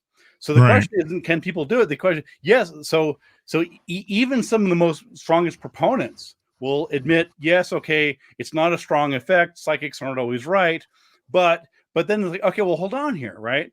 Why is it that by random chance, let's just say in a run, you would expect to get, say, 17% accuracy, and this psychic says, well, look at me, I got 20% accuracy.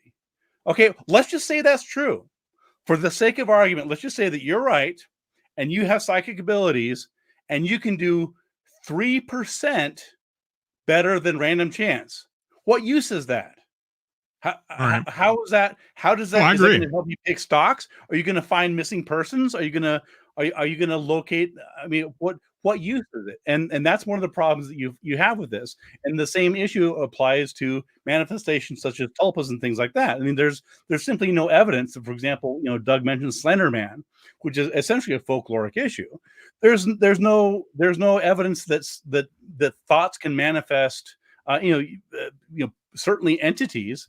Nor that, for example, there was the law of attraction, which you guys remember it was a big hit, in The Secret from, I guess, 20 years ago. Right. It was a huge, immensely popular book series and Oprah and now there's movies. And part of the premise, completely bogus. There's no truth to it at all. Ben, I'm using it on you. By the end of this, you're going to be oh my God, you're using it on me. I can feel it. It's like scanners. But I'll just wrap up. So again, it's the same idea. It's the idea that intent, put out Yes. into the world brings it back. And that's simply not true. It doesn't matter how much you want a lottery ticket to pay your bills. Just wishing it isn't going to make it happen. Well, you know, Ben, the wanting Bigfoot to appear isn't going to make it happen. But you know, the secret people would say you're not believing hard enough.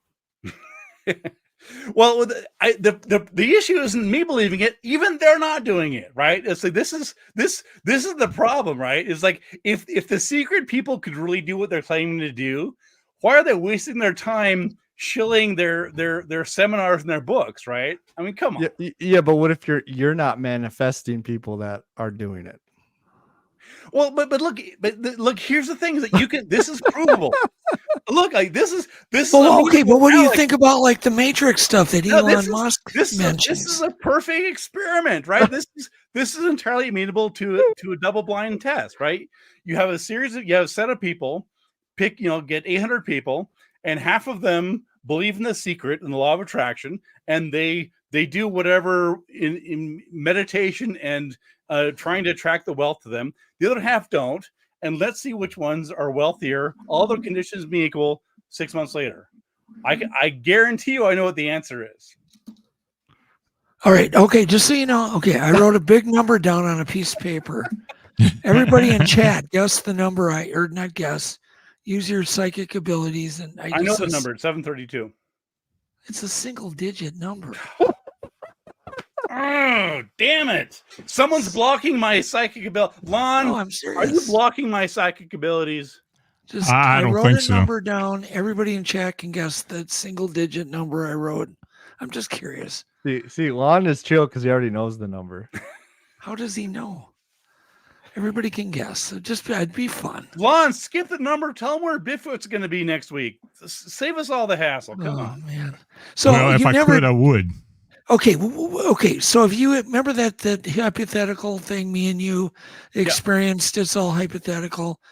Would that make you a little more sympathetic towards witnesses? Well, first of all, I already am pretty sympathetic. I mean, I really am. I don't certainly think so. compared to much more strident skeptics. But yeah, absolutely it would. I mean, we're all human. We're all, and Lon was talking about this earlier, right? And we've all experienced this, right? You have people who are telling you their experience, and they're so 3. I picked 7, and they're so because it's lucky. Boom! Boom! I just want to make a note. I got that right. Anyway, the point is that I forgot where I was you going and AAO. Do I get like a dollar or something, or is there a prize? I'll buy you lunch next time I see you. Your training is complete. Yes. So you just unskepticized your own. I psychically picked the right number. Now, to be fair, I had a 1 in 10 chance, but that's frankly pretty damn good. So that's still pretty good. Thank you. Didn't see that coming, did you?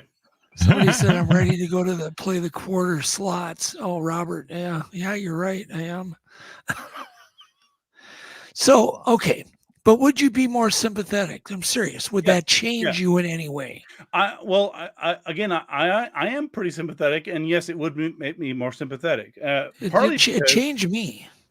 Yeah, I mean, it's one. It was so weird. Well, because Bigfoot could just be a natural. Here's why: Bigfoot could just be a natural animal, just making a living in the forest, just like a black bear, right? So it's not that weird.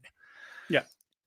Whereas a thing that can defy physics and looks like a demon, now we're talking something different. That's not, I don't think that thing's making a living in the forest, right?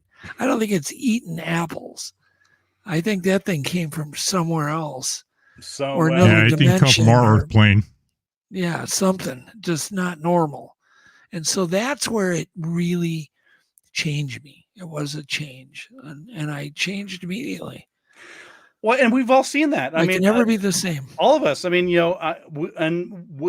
all of us. We've talked to Bigfoot eyewitnesses, ghost eyewitnesses, people who experience angels, curses. I mean, all these experiences are profound. I'm not making fun of them at all. They're we've all had this, right? Someone's like, they're crying, they're sobbing in front of you because they had this experience because they're like, I was there and Bigfoot, it chose me. We've all heard this, right? Bigfoot chose me to reveal itself. Sure. And they feel blessed. They feel like they've literally been chosen. And again, I take no pleasure in trying to find further explanations for it. Well, do you believe in other dimensions, Mr. Ben Radford? Do I yes or believe no? in It's them? a yes or no. It's a yes or no question. Do I believe in them? I haven't seen evidence for them. Certainly, they are. Well, mathematically, they exist, I guess. No. Let's be careful. Oh, Mathematically, they might exist. So, okay. Well, no. There's again. This goes back to what I was talking about before between the possible. Einstein and the is probable, rolling over in his grave. Well, no. So to be clear, is it possible that there are other dimensions? Absolutely. Yeah. Okay. Is there good evidence that there are? No. Now while in the same breath, let me talk about UFOs, because I firmly believe that there's other life outside in the universe. I'm convinced of that. How about visiting? How about is any life out there? Do you think there's a chance life out there has visited us at some point? Is there a chance? Absolutely. Is there good evidence? No. Good chance or shitty chance? Well, the question would come down to what are you offering as evidence, right? If you're offering the pyramids, look at these pyramids in Egypt. Nobody could have invented this, dude. People been putting blocks on blocks for millennia. So if you're pointing to the pyramids, then no. If you're pointing the Nazca line, so they're really big blocks. Well, okay, they are big blocks. Okay, you got me there. But there are drawings and stuff of when you look at it in a photo, they're really small. You can way back. But no, I'm just saying. Do you think there's a really good chance that life has visited us at some point from another planet? Intelligent I don't life. think there's a good chance. There's a recent documentary came out a year or two back called the UFO movie They Don't Want You to See by Brian Dunning, and in that doc he talks about the what he calls the Christmas tree problem. Is that the old one that Walter Cronkite hosted? No. This is a recent doc. It came out a couple years back. Okay. But in that, and he's a skeptic, but he, like me, he believes that there probably is alien life out there. It's just that when you talk about the distances involved and the likelihood that there would be another civilization that also has our capabilities at the same time period, the probability drops. I was just asking you for the damn answer, not an explanation. I give the explanation. That's what I do. So do I? Just give me the answer. Do I think it's probable? No. Do I think there's extraterrestrial life? Yes. Okay.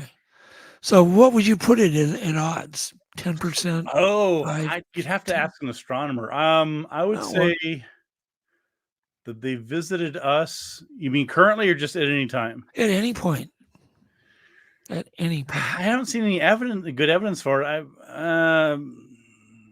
What do you think the chances are? 5%, maybe. Okay, because what's a big universe? No doubt that we all agree on. And we don't know nothing. It seems like we don't know anything, even about our forests or about our animals. Look at that weird animals we have on this planet, like a tree kangaroo. What the hell?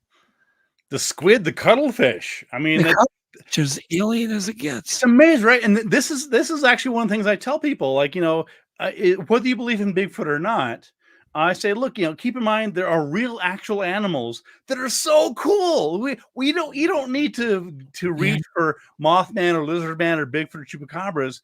There are actual animals you can go see at the zoo, natural history museums that are, bats find their food through sound.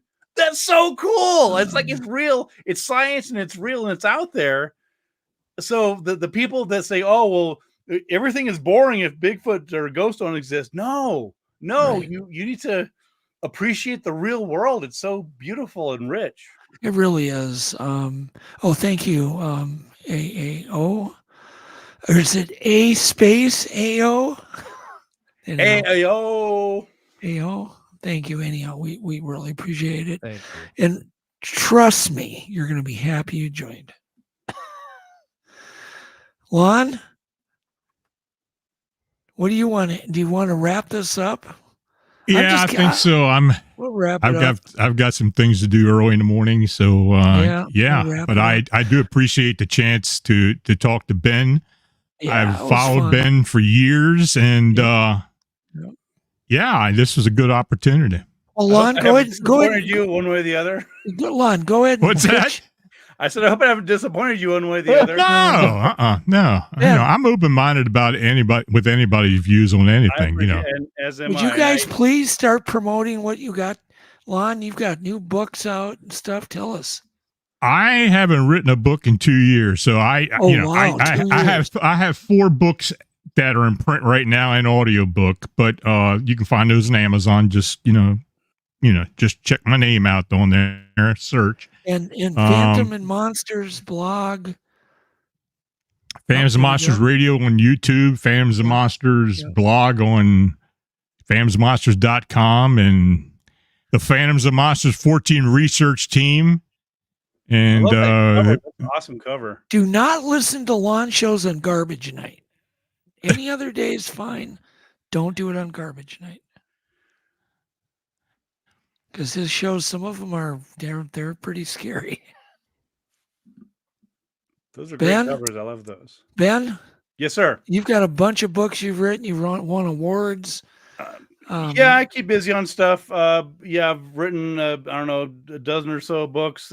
Just the ones I've done and edited. Chupacabra is probably one of the books I'm best known for. There's also Bad Clowns, which is a collection of scary and evil clowns. I have a podcast called Squaring the Strange. You do? I have a podcast. Yeah. I didn't know that. A lot of people don't know. It's been for 5 years actually. So I want to get on your show. I'll see what I can do. Let me talk to you. I'm not the only one on the show, but let me put in a word for you. Hell yeah. Let's debate some stuff. Yeah, this is fun. This has been cool. So yeah, I'm around. I'm on Facebook. I don't really do Instagram because I don't know why you would. TikTok's boring, but I do. I'm on all the old people's media, so Facebook and YouTube's, and I just I love investigations, I love discussions, I love talking about things, and I appreciate the chance to talk with you three, and maybe we can do it again sometime. Yeah, sounds good. Sounds good. Absolutely. So I was going to mention we have another new show that started last week called the Bigfoot Journal.